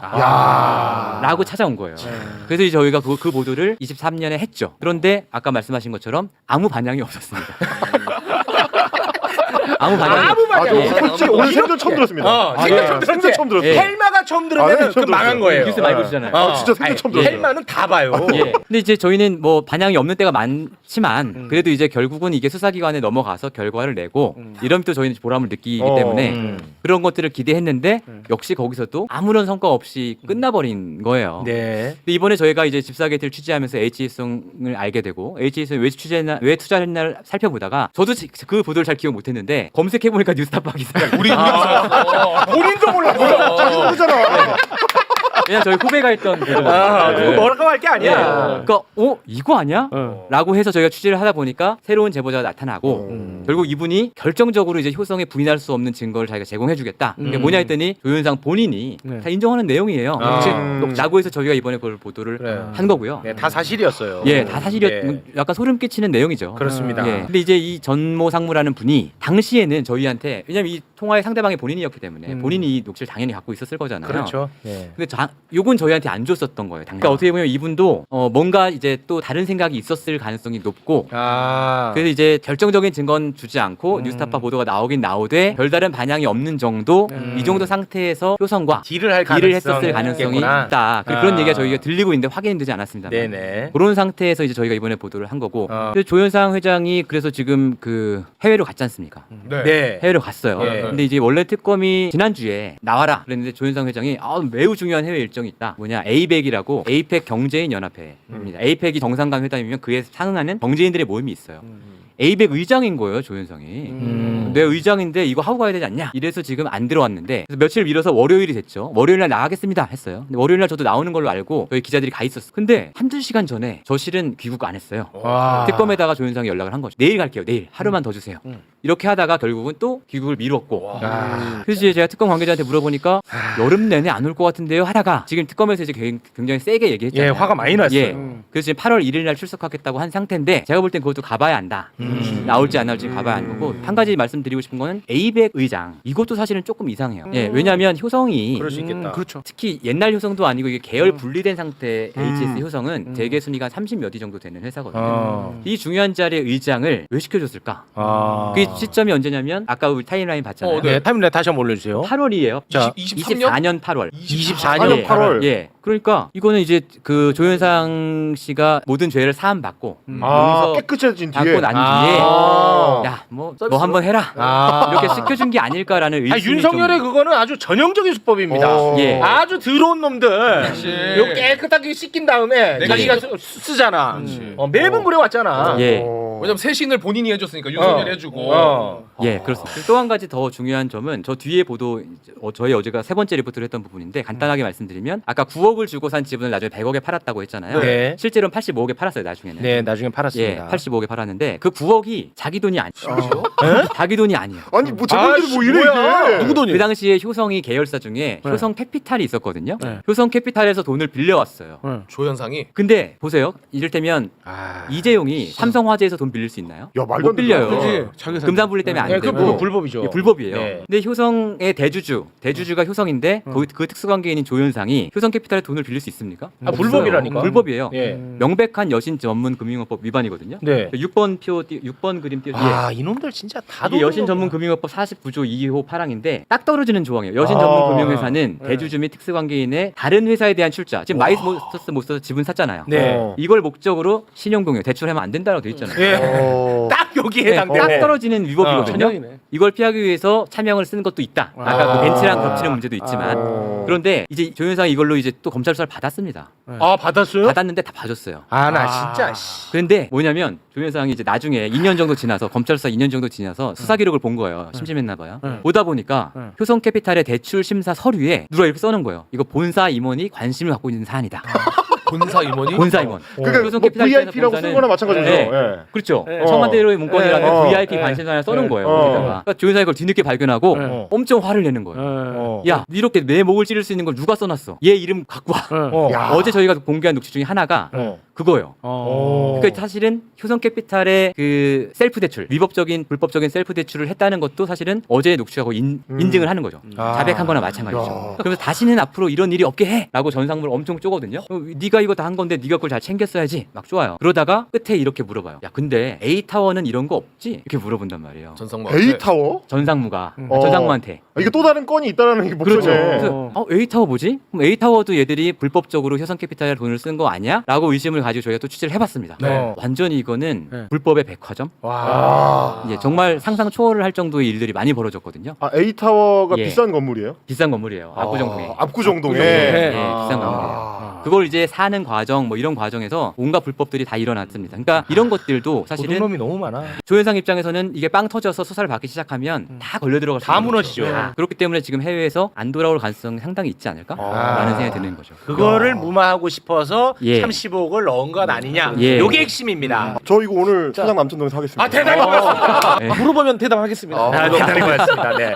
조금 우리 신무 기자님 네. 너무 내용이 필요한 내용이잖아 우리 사회에. 그렇잖아요. 예. 왜냐면 예. 우리는 사회에 도둑놈들이잖아. 예. 조금 우리 곽수산을 생각해서라도 조금 쉽게 좀 부탁드릴게요. 아 그러니까요. 저희가 네. 그게 좀 부족합니다. 지금 한 20여만 분이 지금 보고 계시는데 예. 한 명의 나고 잡시 다 알아듣고 다 따라왔어. 생방인데도 진짜. 좀 부탁 좀 드립니다. 예. 네. 더 쉽게 하도록 열심히 노력하겠습니다. 알겠습니다. 예.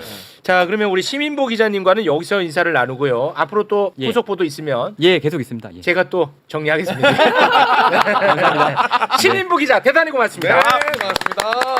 자, 저희가 지금 출연자분들이 많이 기다리고 있어서 요거 하나만 빨리 좀 다루고 다음 출연자를 모시도록 하겠습니다. 이 국민의힘 이야기 아무리 바빠도 좀 하고 가겠습니다. 와, 나 이거 진짜 너무 열받는데 국민의힘의 정체성은 뭐 여러 뭐 내란당이다 뭐다 뭐 다 있지만 국민의힘 정체성 중에 하나는 국회의원 갑질당이다. 요렇게 얘기를 해도 됩니다. 왜냐? 네. 국민의힘 대표가 당직자 쪼이다. 정강이를 후드러치고 욕설을 하고 폭언을 가했던 사람이 당 대표니까. 상황실에 내 자리 왜 없어? 왜 없어? 이씨. 야, 나도 앉아서 보고 싶단 말이야. 앞에서 TV 앞에서 보고 싶다고. 죄송합니다. 그만. 이 사람을 예. 당 대표로 만들었습니다. 그렇죠. 맞잖아. 그렇죠. 네. 당 대표야. 네. 당을 대표하는 사람이야. 근데 더 문제는 뭔지 알아? 뭐요? 이 사람이 당 대표라는 것에 대해서 아니 우리가 갑질 정당도 아닌데 이 사람을 당 대표하면 어떡합니까라고 하는 사람이 없어.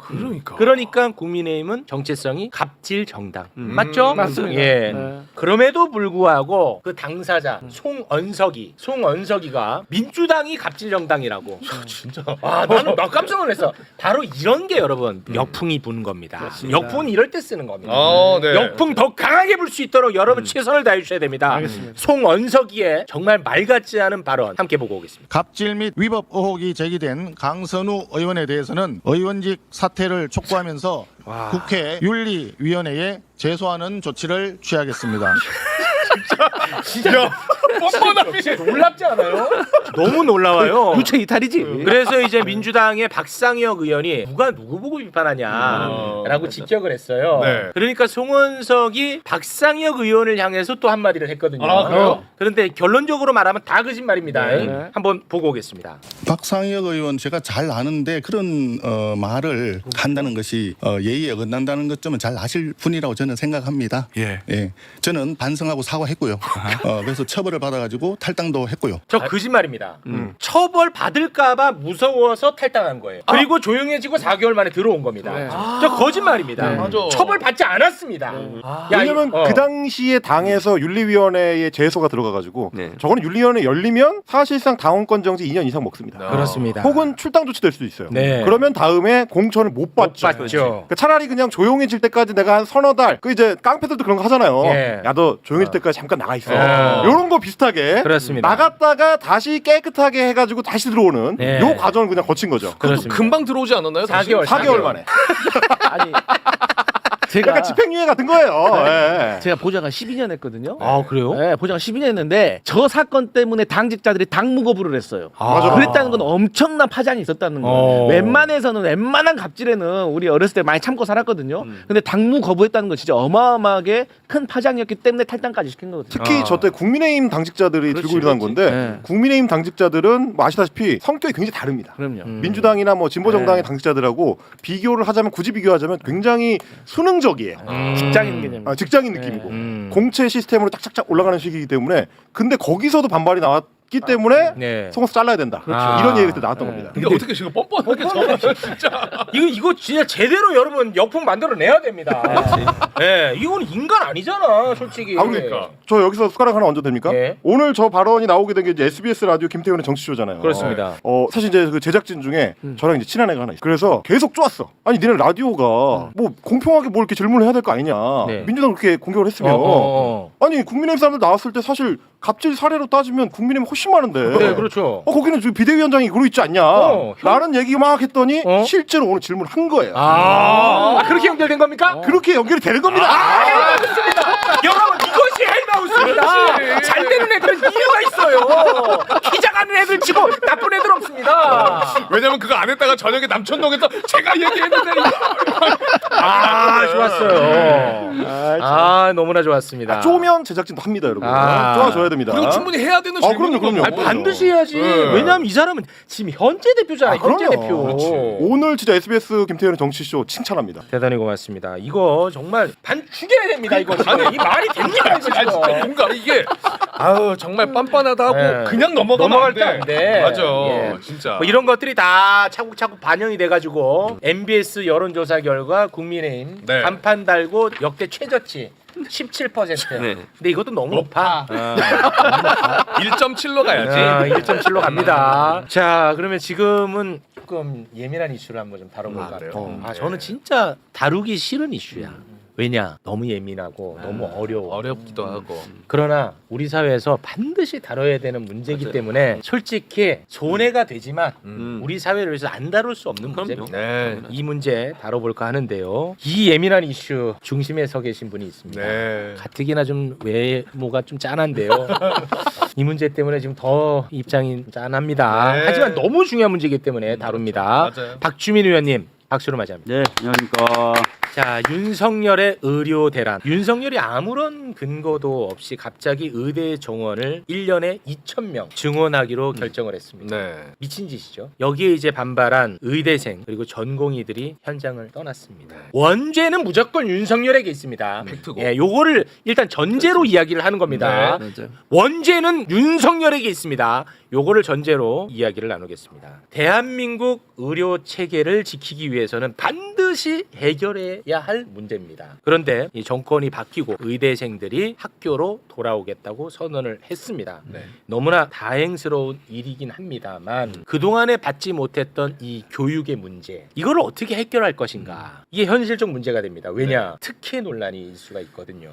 그런데 전국 40개 의대 학장들이 이 문제를 이제 합의를 했어요. 어떻게요? 어떻게 했냐? 유급 대상자인 본과 3학년 같은 경우는 이제 졸업을 앞당겨 주기로. 그리고 원래대로라면 이제 2028년 2월에 졸업인데 2027년 2월 또는 8월에 졸업할 수 있게끔. 그리고 4학년 같은 경우는 9월에 의사고시를 봐야 되거든요. 의사고시. 네. 그래 의사가 되니까. 네. 이 국가고시입니다. 네. 그런데 그동안에 이제 못했잖아. 네. 그러니까 52주 임상 실습을 마치지 못했기 때문에 응시 자격이 없어요. 9월에. 그러다 보니까 이제 내년 3월에 내년 의사고시를 좀 볼 수 있게끔 정부에 건의하기 6개월 뒤에. 결정을 한 거예요. 네. 다 특혜잖아. 맞잖아. 왜냐하면 특히나 의대생들 같은 경우는 왜 학교를 떠났냐. 1년에 2,000명 증원하면 교육이 졸속으로 진행된다. 이거는 나는 못 견딘다고 해서 떠났어. 네. 근데 본인들은 지금 졸속 교육을 원하게 돼버린 거잖아.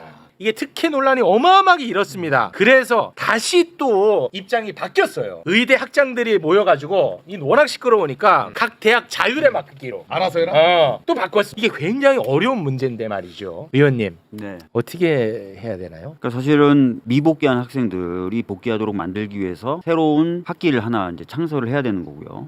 그리고 이제 늦게 복귀했기 때문에 정상적인 흐름에 따르면은 원래 정해져 있는 시기에 의사 시험, 국시라고 보통 부르는데요. 이 시험을 못 보기 때문에 네. 뭐 국시를 한 번 정도 추가해 주든지 국시 시기를 조정하는 문제가 생깁니다. 사실 뭐 이런 과정 자체가 이제 국민분들 입장에서도 그렇고 제가 봐도 그리고 많은 분들이 보기에도 사실 다른 학과 학생들에 비하면 분명히 특혜죠. 특혜는 맞습니다. 완벽한 특혜입니다. 예, 특혜는 맞는데 이 학생들이 돌아오지 않으면 전에도 한번 말씀드린 적이 의료 있는데 체계가 붕괴되죠. 그렇습니다. 의사가 배출이 안 되는 거예요. 네. 지난번에도 잠깐 말씀드렸지만 평상시대로라면 한 해 한 3,050명 정도의 의사가 배출되는데 한 260명 정도 배출되게 됩니다. 와. 그리고 이게 이제 이 완전 내년에 복귀하게 되면은 이제 이 상황이 몇 년 더 지속이 되는 것이고 특히나 복귀한 학생들까지 포함해서 교육을 하다 보면 이제 더블링이 아니라 트리플링이 돼요. 트리플링이 되니까 사실상 의료 교육 자체가 매우 부실하게 되는 상황입니다. 그래서 특혜는 맞지만 의료계를 빨리 정상화시키고 그것을 통해서 국민부들의 건강과 생명을 좀 지키고 그리고 배출되는 의사의 수와 질을 좀 보장하기 위해서라도 서둘러서 좀 복귀시킬 필요가 있었다. 그런 차원에서 지금 일이 진행되는 것이고 이 과정은 아까 이제 채용님께서도 잘 설명해 주셨지만 의대 학장들, 그다음에 의대 교수들 여러 가지 검토 끝에 정부에 여러 가지 안을 제안하고 그 제안한 안을 교육부 중심으로 한 정부 부처가 수용하는 과정을 통해서 이제 구체적인 프로세스는 정해지게 되는 그런 상황입니다. 근데 이제 이자들을 복귀시키게 되면 네. 앞으로 또 의료 개혁을 할 때 마음에 안 들면 또 나가. 왜냐면 천공의 기억이 있으니까. 네. 어차피 쟤네들은 우리한테 못 이겨. 또 그 짓하고 네. 또 발목 볼모로 잡고 네. 또 환자들은 솔직히 학생들하고는 이번에 뭐 관련 없습니다만 전공의들 뭐 이런 의료 대란 문제로 솔직히 뭐 데이터가 없겠습니다만 사망하신 분들도 있단 말이죠. 네, 그렇죠. 맞습니다. 네. 그렇지 않습니까? 그 네. 가족분들 지금 존재합니다. 네. 그러면 또 그런 거를 우리는 겪어야 되느냐라는 질문이 바로 따라 붙습니다. 맞습니다. 사실 이번에 이제 특혜 논란의 핵심적인 이유도 재발하면 어떡하느냐라는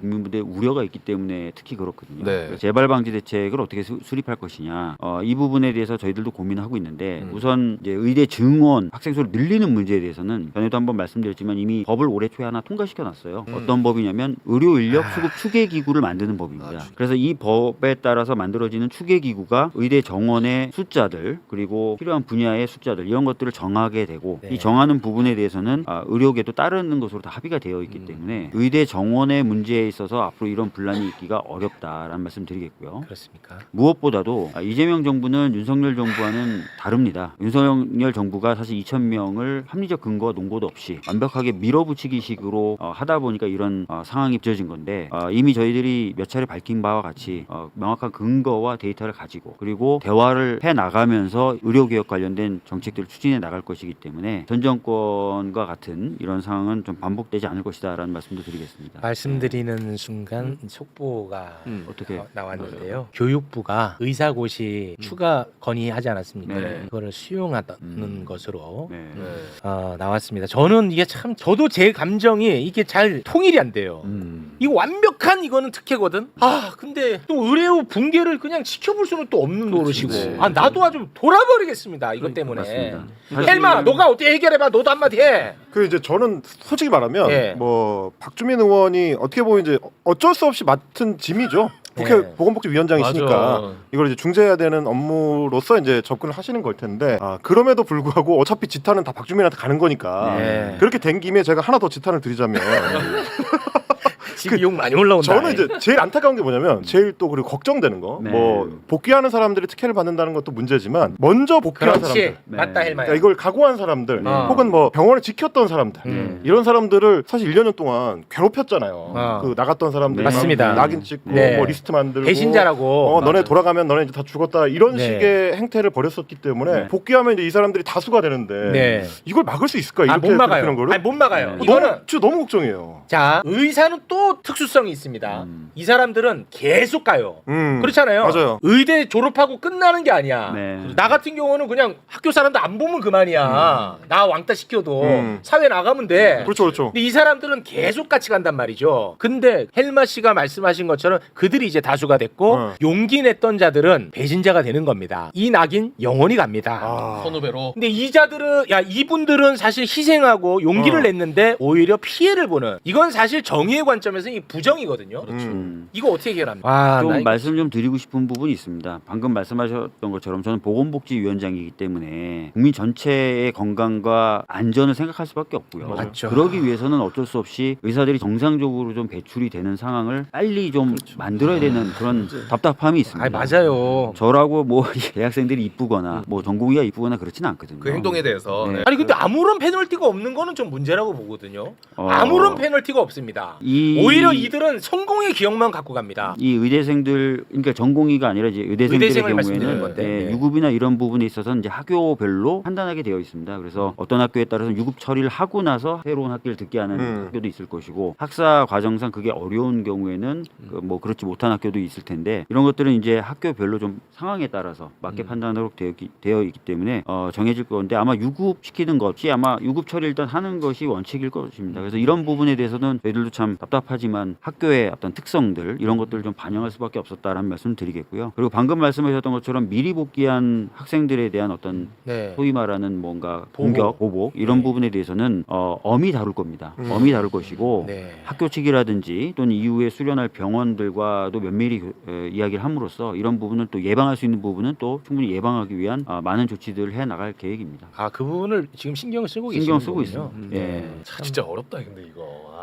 근데 정서적으로는 이게 받아들여지지가 않는데 그냥 이성적으로 또 들어가면 참 이거 어떻게 그러니까 저희들이 일단은 뭐 방금 말씀드렸던 것처럼 국민들의 건강과 안전 특히 이제 전에도 말씀드렸지만 공보위라든지 군의관 같은 경우에는 이런 프로세스가 작동되지 않으면 배출이 안 되거든요. 그래서 이런 부분들을 좀 작동을 시키되 아까 말씀드렸던 대로 재발 의대 증원 이런 부분에 있어서는 이미 제도적 시스템을 만들어 놨고 더 나아가서는 저희들이 공공적 역할을 강하게 책임지는 공공의료 사관학교라든지 이런 부분을 저희들이 만들어 나가고 키워 나가면서 이후에는 의료 체계가 보다 공공성을 강하게 띄면서 안정적으로 국민들에게 서비스를 제공하는 형식까지 가는 것이 저희들의 목표입니다. 장기적인 비전 하에 지금 움직이고 있는 것이고요. 다만 그런 장기적인 비전까지 가기 위해서 지금 당장에 이런 문제들은 좀 풀고 갈 필요도 있었기 때문에 이런 어떻게 나름 고민하에 근데 네. 위원장님 네. 의료 체계의 정상화 매우 중요합니다만 네. 국민적 여론이 뒷받침되지 않는 상황에서 네. 원칙을 깨면서 의료 체계의 정상화로 가는 것은 어떻게 보면 플러스 마이너스라면 뭐가 더 플러스인지는 솔직히 알기 어려울 정도 아니겠습니까? 네. 그렇잖아요. 네. 그런 부분에 대해서 자꾸 반복해서 죄송합니다만 신경을 많이 써야 될 것 그렇습니다. 같습니다. 사실은 굉장히 많은 국민들이 분노하고 계시고 그리고 그 부분에 대해서 저희들도 충분히 공감을 합니다. 근데 예를 들어서 한번 말씀을 드리면 전에도 제가 한번 말씀드린 적이 있는데 대학병원들 뭐 예를 들면 뭐 아주대학병원 같은 경우에는 중증외상센터를 운영하고 있거든요. 전공의들이 복귀하지 않음으로써 그 역할을 이제 간호사분들과 전문의가 많이 맡아왔었는데 이 병원은 중증외상센터로서 권역을 책임지는 또 권역 중증외상센터입니다. 근데 지금 간호사분들이나 이 전문의분들이 상당히 그동안 피로가 누적돼 와서 번아웃을 호소하고 있는 상황이거든요. 그러니까 이런 상황에서 이제 전공의 복귀가 늦어진다거나 이렇게 되면은 전문의분들이 더 이상 버티기 어려울 것 같다. 이런 하소연들도 하십니다. 네. 그렇게 되면은 이제 응급 외상 관련된 이런 것들이 체계도 그나마 이제 지금 버티고 있던 체계들도 흔들리게 되는 거거든요. 그래서 이런 부분들 그리고 아까 말씀드렸던 대로 공보이나 군의관의 배출 문제 또 장기적으로 봤을 때도 충분한 의사 공급을 우리가 하기 위해서 여러 가지 조치들을 해야 하는데 윤석열의 어떤 그런 밀어붙이기 정책 때문에 오히려 그것이 심각한 타격을 입게 되지 않습니까? 저희가 네. 어떻게든 의사들 숫자를 좀 늘려보려고 했는데 오히려 지금 10분의 1도 배출이 안 되는 상황이 지속되고 있어서 이런 부분도 좀 국민들 건강이라든지 안전을 위해서 챙겨야 되는 상황이기 때문에 이런 뭐 헬마. 갖게 됐다 이러면서 저는 솔직히 말하면 솔직히요, 너 마음 뭐야? 약간 뭐 이제 박주민 의원은 진짜 안타깝죠. 뭐 속마음을 잘 모르겠어요. 저분은 놔두고 뻔한데 저분 그럼에도 놔두고. 불구하고 이제 그러니까 이게 정책 시행을 하는 단계로 가면 수급자가 이제 전 국민으로 넓혀지는 게 또 이제 의료 서비스다 보니까 의료 서비스에 대한 어떤 생각에 있어서는 좀 다를 수밖에 없는 것 같아요. 그러니까 현장에서 직접 환자를 지금도 땜빵 해가면서 챙겨야 되는 의사들의 입장과 그리고 이제 같이 또 앞으로 교육을 받아야 될 다른 복귀한 의대생들의 입장이 또 전혀 다르고 그리고 이제 이 상황을 지켜보는 국민들 입장에서는 뭐 맨날 의사들한테 지냐 이거는. 그렇지. 아니 국가는 물론이고 국민의 여론의 뒷받침을 받는데도 다죠. 저 한 줌짜리들한테 계속 우리가 줘야 되냐. 심지어 말하자면 국가가 면허 서비스를 통제해가지고 벽을 만들어줘서 안정적인 고수익을 보장받는 사람들인데 그렇습니다. 그 걱정을 우리가 해줘야 되냐. 사실은 그 독점 직업입니다. 그럼요. 자기들만 할 수 있는. 가장 대표적인 독점 직업이거든요. 네. 그러면 도대체 치외법권이냐 의사는? 뭐 이런 생각을 할 수밖에 없어서. 그쪽이구나. 그래 저는 이 이슈를 그러니까 저는 의료 정상화의 가치가 하나가 있고 원칙을 지키는 정의구현 사회가 하나가 있어요. 이 두 개를 무게를 잴 수가 있을지 모르겠습니다만 이 고민을 제가 계속 한 거예요. 있어요. 네. 근데 제 자신을 제가 봤을 때 그냥 저는 감정적으로는 나는 무조건 원칙 지켜야 된다. 이게 뭐 하는 짓이냐. 매번 지고 이긴다는 건 지들이 또 알고 있어. 그래서 그걸 갖고 갑질을 계속 해와. 와 정말 돌아버리겠어. 근데 좀 또 내가 이성이 작동하면 또 지금 뭐 우리 가족도 환자가 될 수도 있고. 박주민 된다. 아니. 와, 내 이거 참 모르겠어요. 누가 이걸 나에게 좀 정답을 알려줬으면 좋겠다는 생각이 많이 네. 듭니다. 아까도 말씀드렸던 것처럼 국민적으로 봤을 때는 이런 것들 좀 특혜를 주고 이런 것들에 대해서 당연히 화가 나실 겁니다. 왜냐면 고생하셨고 또 힘드셨으니까. 근데 그 고생하셨고 힘드셨던 일들이 지속되지 좀 않게 하기 위해서라는 측면도 있다. 그리고 아까 말씀드렸던 대로 격오지라든지 이런 데는 진짜 의료 공백 상황으로 치닫고 있거든요. 서울이나 이런 도시하고는 또 상황이 다릅니다. 그래서 그런 부분까지도 저는 전체적으로 봐야 된다는 말씀. 그리고 단기적으로도 의사들이 정상적으로 지금 쭉 배출이 돼야 이런 것도 방지가 된다는 말씀드리겠고요. 다만 아까도 말씀드렸지만 저희들이 장기적 비전으로 또 반드시 할 건데 공공적 역할을 무겁게 지는 그런 의료인들을 만들어내고 그 비중을 넓히는 작업을 계속 해나갈 겁니다. 네. 그래서 앞으로는 어떤 안정성 있게 상당히 안정성 있게 그리고 공공성을 강하게 띠면서 국민분들에게 의료 서비스가 제공되는 것까지 저희들이 이뤄내겠습니다. 네. 거듭 말씀드리지만 그렇지만 지금 당장의 이 공백으로 인한 여러 상황을 어떻게 하면 좋을까 전 국민적인 차원에서 이 문제를 어떻게 다루면 좋을까 이런 고민들을 했다는 말씀을 좀 드리도록 하겠습니다. 네. 네. 이게 진짜 중요한 이슈잖아. 근데 이거 안 다룬다 언론이? 외부쇼 빼고는 안 해요. 어려워서 왠지 그런가? 아니야. 너가 댓글 보면 왜 안 다루냐. 다 구독 취소한대. 나는 이거 예상 못했겠어요. 나는 그거 계속 다루잖아. 왜냐하면 너무 중요한 이슈잖아. 그런데 이게 아무도 안 다뤄 이거. 심지어 우리가 지금 앉아가지고 박주민 의원을 계속 공격을 하는데도 상관없어. 욕은 먹어요 어차피. 아니 그렇죠. 네. 근데 이게 워낙 중요한 이슈이기 때문에 안 다루는 게 난 너무 또 죄책감이 드는 거야. 저 그럼 유튜버니까 박주민 의원님의 솔직한 심정. 저도 이제 뭐 국회에서 일해보지 않았겠습니까? 솔직히 그냥 다 뭐 진실 게임. 보건복지위원장 이런 거 떼고 그냥 진실 국회의원 게임. 배지 떼고 이렇게 하면 조지고 싶죠. 제가 사실 그동안 만나오면서 진실 게임. 이 친구들 대학생들이나 전공의들 만나오면서 설득도 하고 뭐 정말 여러 가지 했는데 그동안 이제 사실은 많이 힘들고 저도 괴로웠고 근데 제가 이제 다시 한번 힘을 낼 수밖에 없었던 상황이 제가 거길 가지 말았었어야 되는데 아주대병원 그 대선 끝나고 나서 네. 거기 와달라 그래서 제가 갔어요. 네. 거기 가지 말았어야 됐는데 갔더니 진짜 거기 있는 의사 선생님들이 이거 진짜 번아웃 올 것 같습니다. 그건 어떻게 했습니다. 이런 진짜 얘기를 심각하죠. 하시고 네. 하시는데 그래서 다시 한번 제가 힘을 내야 되겠다. 이거 어떻게든 이 상황은 알겠습니다. 최악의 상황으로 치닫는 것까지는 막아야 되겠다. 의원님 다 좋은데 그 조건부로 가시죠. 뭐가 됐든 그냥 그 제 개인적 차원인데 뭐 그냥 이대로는 안 돼. 진짜 강력한 페널티가 있어야 돼. 네, 그래서 야 아까도 이거 함부로 나서면 아까도 이렇게 내가 불편한 말씀드렸던 네. 것처럼 뭐 유급이나 이런 그 학사 처리를 하겠다는 학교 측이 되게 많고요. 그다음에 학교별 자율에 좀 맡겨져 있긴 하지만 뭐 서약서를 받겠다 이런 학교들도 있고 에이 서약서. 그렇습니다. 그래서 그리고 또 뭐 저희들이 어떤 미리 들어와 있는 학생들에 대해서 뭔가 괴롭힘이나 이런 게 있으면 엄중히 하겠다 이런 방침도 가지고 있고 하기 때문에 부족하나마 이런 부분을 계속 챙겨 나가면서 상황도 또 바꿔 나가고 그리고 말씀드렸던 것처럼 점차 공공성이 굉장히 강한 그런 의료 시스템 자체를 좀 전환시키는 작업을 해 나가겠습니다. 네, 일단 알겠습니다. 괴로우시죠 이 이슈 다루시죠? 저는 어떻겠습니까? 저는 정말 다루기 싫죠. 네. 중요하니까 진짜. 네, 그렇습니다. 근데 만약에 아무도 또 이걸 안 다뤄주신다거나 또 아무도 이 이슈를 안 다룬다면 또 그거 나름대로 또 굉장한 파장이 있고 어려움이 있을 겁니다. 네. 아무튼 뭐 오늘 뭐 쉽지 않은 자리라는 건 뭐 누구보다도 가장 잘 아실 텐데 나와주셔서 일단 그 부분은 너무 감사합니다. 의원님과는 여기서 인사를 나누겠습니다. 네. 박주민 위원장님, 뭐 끝으로 하실 말씀 있으십니까? 아닙니다. 뭐 이렇게라도 불러주셔서 너무 감사하고요. 국민분들이 느끼시는 그런 불안감과 불만, 분노 충분히 이해합니다. 그리고 그런 것들이 실제화되지 않도록 저희들이 여러 가지 방향으로 좀 챙기고 또 시스템도 바꿔나가고 그렇게 하겠다는 말씀을 다시 한번 드립니다. 네, 고맙습니다. 네, 들어가세요. 고맙습니다. 자, 시간이 많이 지난 관계로 뒷이야기, 네, 뒷골목 이야기 우리 신용환 교수님과 함께 이야기를 좀 나눠보도록 하겠습니다. 신용환 교수님. 네, 안녕하세요. 신용환입니다. 네, 자, 죄송합니다. 너무 좀 시간이 많이 지났네요. 별 말씀. 네, 뒷골목 이야기 어떤 내용 준비해 오셨는지 모르겠습니다만 오늘 하루에 다 내뿜지 마시고요. 네, 오늘 하나 이야기 나누고 월요일에 또 만나야죠.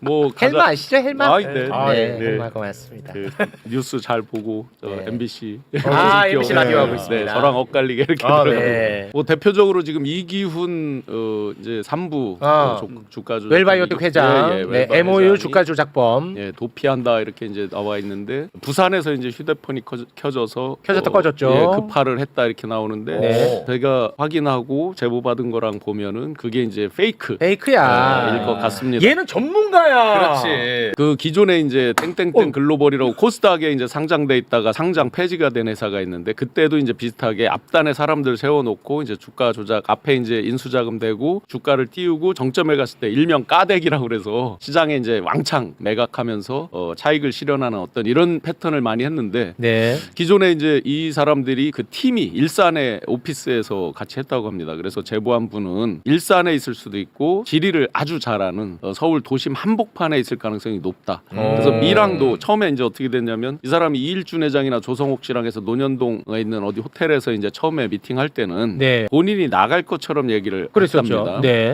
그래서 딴 사람들이 줄줄이 나간 거죠. 출석을 한 거죠. 그런데 정작 이제 본인이 출석하기 전에 딱 이제 입장을 나는 전과가 있다 보니까 이제 아마 지금 윤석열 저거 하듯이 이런 거 봤겠죠. 단 하루도 감옥에서. 학교에 못 있는다 하면서 이제 미랑 얘기를 그때 한 거고 그래서 그때 대상지로 등장했던 게 전라북도 군산 쪽에 있는 항구입니다. 네. 이제 이것도 저는 페이크라고 보고 그것도 실제 이제 페이크라고. 제보도 마찬가지고 그러면서 이제 본인이 정작할 때는 이제 튀고 안 나갔는데 네. 너무나 이제 이런 정황들, 이런 수법들, 주가 조작뿐만 아니라 도망 다니는 것도 이제 잘 안다는 거죠. 그래서 지금 아주 유력하게 보는 건 네. 신의 한복판. 제가 이제 그 제보하는 분한테 물어봤어요. 아, 그 도심에 있을 가능성이 제일 높아요. 아니 뭐 사찰 같은데 왜 영화 보면은 많이 숨어들기도 하고 그러잖아요. 그래서 네. 그렇게 이제 제가 물어봤더니 오히려 그게 아니다. 그렇지, 조력을 그렇지. 받아서 한복판에서 그러니까 조력자가 식료품 뭐 또 뭐 택배 이런 것도 대신 받기도 하고 다 할 수 있잖아요. 그러면 이제 유일하게 단초가 될 만한 게 폰을 만약에 남이 가져갔다 그러면 그 사람은 뭔가 연계된 사람일 거 아니에요. 네. 그 사람을 잡으면 이제 단초는 찾을 수 있겠죠. 그 혹시 그 이기훈이 혹시 사진 있나요? 사진? 이기훈이를 사진을 많이 좀 사람들한테 원티드 사진 있습니다. 원티드. 너무 있어요. 좀 알려야 될 것 예. 같아. 이기훈이. 막상 막 특검 사무실 옆 건물에 있고 그런 거 아니야? 이기훈이를 얼굴이 아주 그냥 익숙해지게 만들어내야 그렇죠. 됩니다. 공개 요거, 수배된 거. 예, 이기훈이 반드시 잡아야 됩니다. 네. 삼부토군 주가 조작의 핵심 주가 조작범입니다. 이기훈이. 그러니까 등잔 밑이 어둡다고 도리어 이렇게 많은 사람 있는 데 있을 때 못 잡을 가능성이 예, 있어요. 예. 그리고 네. 조력자가 있으면 충분히 가능한 일이야 그거는. 맞습니다. 충분히 가능해요. 오늘 더 이제 중요한 거는 엊그제 우리 왜 존 버킴 얘기했잖아요. 아, 존 버킴. 버킴. 코인왕. 코인왕 존 버킴. 그게 이제 김남구가 아닙니다.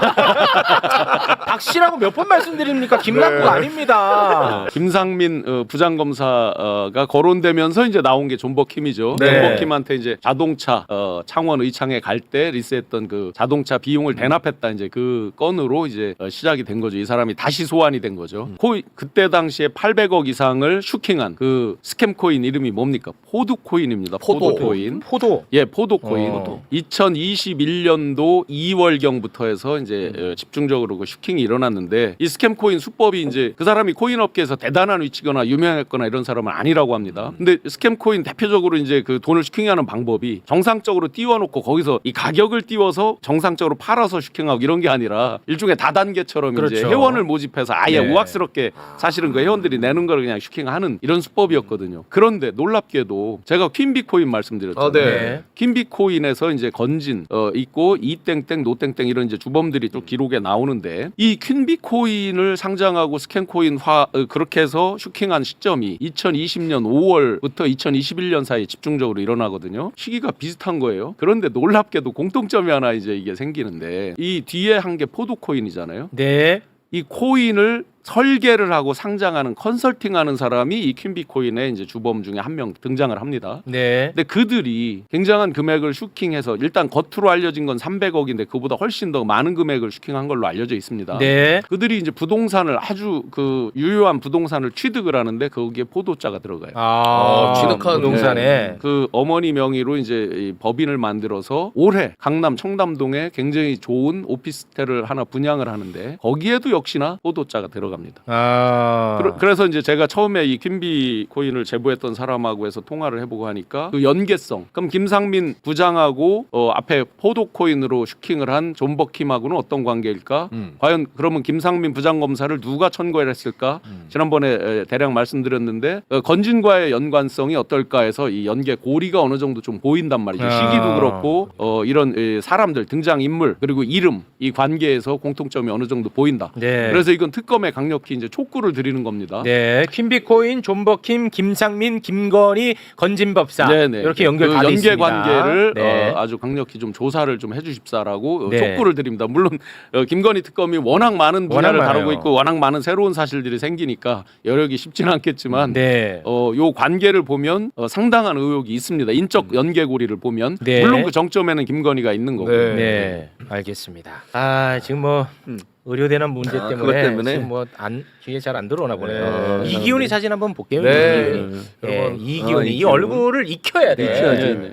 익혀야 돼. 근데 잘 안 익더라고 얼굴이. 이기훈이 얼굴을 쫙 여러분 눈에다 좀 담아주시면 좋을 네. 것 같습니다. 삼부토건 주가 조작범입니다. 네. MOU 주가 조작의 달인이에요. 달인. 네. 지금 잠적했어요. 예, 이 기운이 보신 분들은 꼭 연락을 주시기 바랍니다. 신고. 네. 맞습니다. 그 이제 계속 지금 김건희 측근들 소환하잖아요, 그죠? 네. 그래서 그 사람들과 그 다음에 이제 엊그제 봉 기자가 아주 중요한 한 분 이름을 얘기했습니다. 토비 언니라고. 토비? 토비 언니 뭐예요? 목걸이를 빌려줬을 수 있다. 뭘 빌려? 이 처음에 그라프 목걸이를 빌려줬을 수 있다 빌려준 했을 사람? 때 이제 토비 언니라는 얘기를 합니다. 그건 다음 시간에 할까요? 아, 토비 언니라는 사람이 있는데 그 네네. 토비 언니가 김건희에게 그라프 6천만 원짜리 목걸이를 빌려줬을 가능성이 어제 높다는 거예요? 이제 봉 기자께서 처음으로 그 토비 언니라는 이름을 이야기를 합니다. 네. 그동안 전혀 안 알려졌던 사람이죠. 오. 근데 이 분에 대해서는 제가 경기도 모처에 결장이 있는 사람이 있다는 얘기를 한 적이 있죠. 이 네, 자리에서. 하셨죠. 그 사람입니다. 아. 그래서 혹시나 그분이 샤넬백까지 또 이 목걸이까지 같이 보관하고 있을까에 대한 의구심이 드는 분인데 연세가 좀 있습니다. 최근에 또 가정에 좀 슬픈 일도 있었고 그렇긴 네. 한데 어쨌든 화장품으로 굉장히 유명한 사업가셨습니다.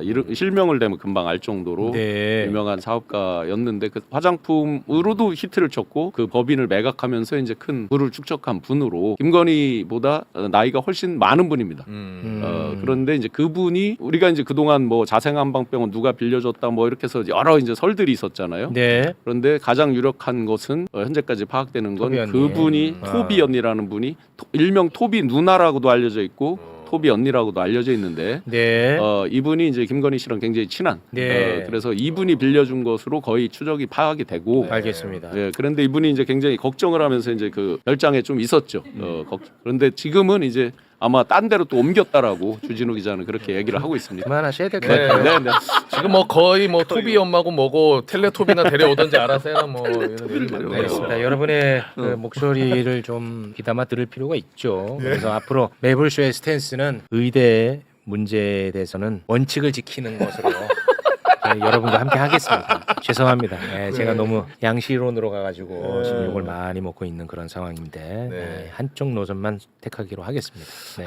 이 시대의 어른 우리 최진봉 교수님에게 이럴 때 어떻게 하든지 여쭤보면 좋지 않을까요? 혹시 뭐 답을 갖고 있으신지. 근데 문제는 저는 이렇게 생각해요. 예. 뭐 아까 박주민 의원도 얘기했지만 그러니까 정권을 운영하고 있는 주체인 정부와 국회는 전체를 생각할 수밖에 없어요. 그거는 뭐 거기에 대고 뭐 그러니까 원칙이라고 소위 우리가 얘기하는 게 어떤 잘못된 행동에서 처벌하는 것을 가라고 요구하는 건 그거는 저는 불가능에 가깝다고 생각합니다. 기름을 붓네요. 아니 저는 그러니까 이거 기름을 붓는데요. 아니 잘 보세요. 네. 그렇지만 그러니까 저는 그런 정부나 아니면 국회 입장에서는 그렇게 한다는 말씀을 드리는 거고요. 그러나 이제 우리는 그렇게 하더라도 원칙을 지키기 위해서는 그 사람들이 제대로 교육받고 아니면 유급받고 그다음에 방학 때 안 쉬고라도 아니면 한 학기를 늦춰서라도 교육을 똑바로 받고 하게 해야죠. 그게 뛰어넘거나 예컨대 또는 뭐 그걸 제대로 처리를 안 한 상태에서 교육이 끝나지 않았는데 그 사람 뭐 하거나 이런 건 아니라고 생각해요. 그러니까 아니, 방학 때 교육의 기회를 주는 것 자체도 자기들 스케줄에 맞춰주는 특혜죠. 그렇죠. 그것도 특혜지. 예, 그러니까 이제 아까 내 스케줄에 맞춰준 적이 있어요? 우리 사회가 내 스케줄에 맞춰준 적이 한 번도 없어요. 없어요. 근데 어떻게 국가고시인데 내 스케줄에 맞춰서 3월에 한 번 더 합시다. 그럼 나도 그러면 수능 나 컨디션 난 5월에 특히 좋거든요. 그러면 나 수능 5월에 한번 칩시다. 그렇지. 한번 해준 적이 있냐고. 그러니까 맞는 얘기예요. 그게 틀렸다는 얘기가 아니고 그러나 네. 이제 정부를 운영하는 입장에서 보면 네. 그걸 완전히 그렇게 하기가 상당히 어려워요. 그러니까 여러 가지를 고민할 수밖에 없다는 말씀을 드리는 거예요. 그러니까 여러분이 만약에 저는 원칙을 주장하는 분들의 주장에 동의하고 네. 그게 맞다고 보지만 그렇다고 해서 국가가 어려움에 빠지거나 아니면 환자들이 어려움에 빠지는 것을 방치하는 것도 저는 아니라고 생각합니다. 네, 그건 정부의 입장은 아니죠. 개인은 그렇게 할 수 있고 학자는 그렇게 할 수 있고 체육은 그렇게 할 수 있다고 봐요 저는. 네. 그러나 정부나 국회는 그렇게 하는 것은 저는 맞지 않다고 알겠습니다. 저는 아무튼 그렇게 할 수 있다고 했고 네. 많은 분들이 저에게 요구하니까 네. 저는 그 길만 그럼요. 가겠습니다. 그렇게 하셔도 돼요. 그리고 상관없습니다. 앞으로는 이 이슈는 그냥 메디컬 TV에서 하시기 바랍니다. 저는 더 이상 못하겠어요.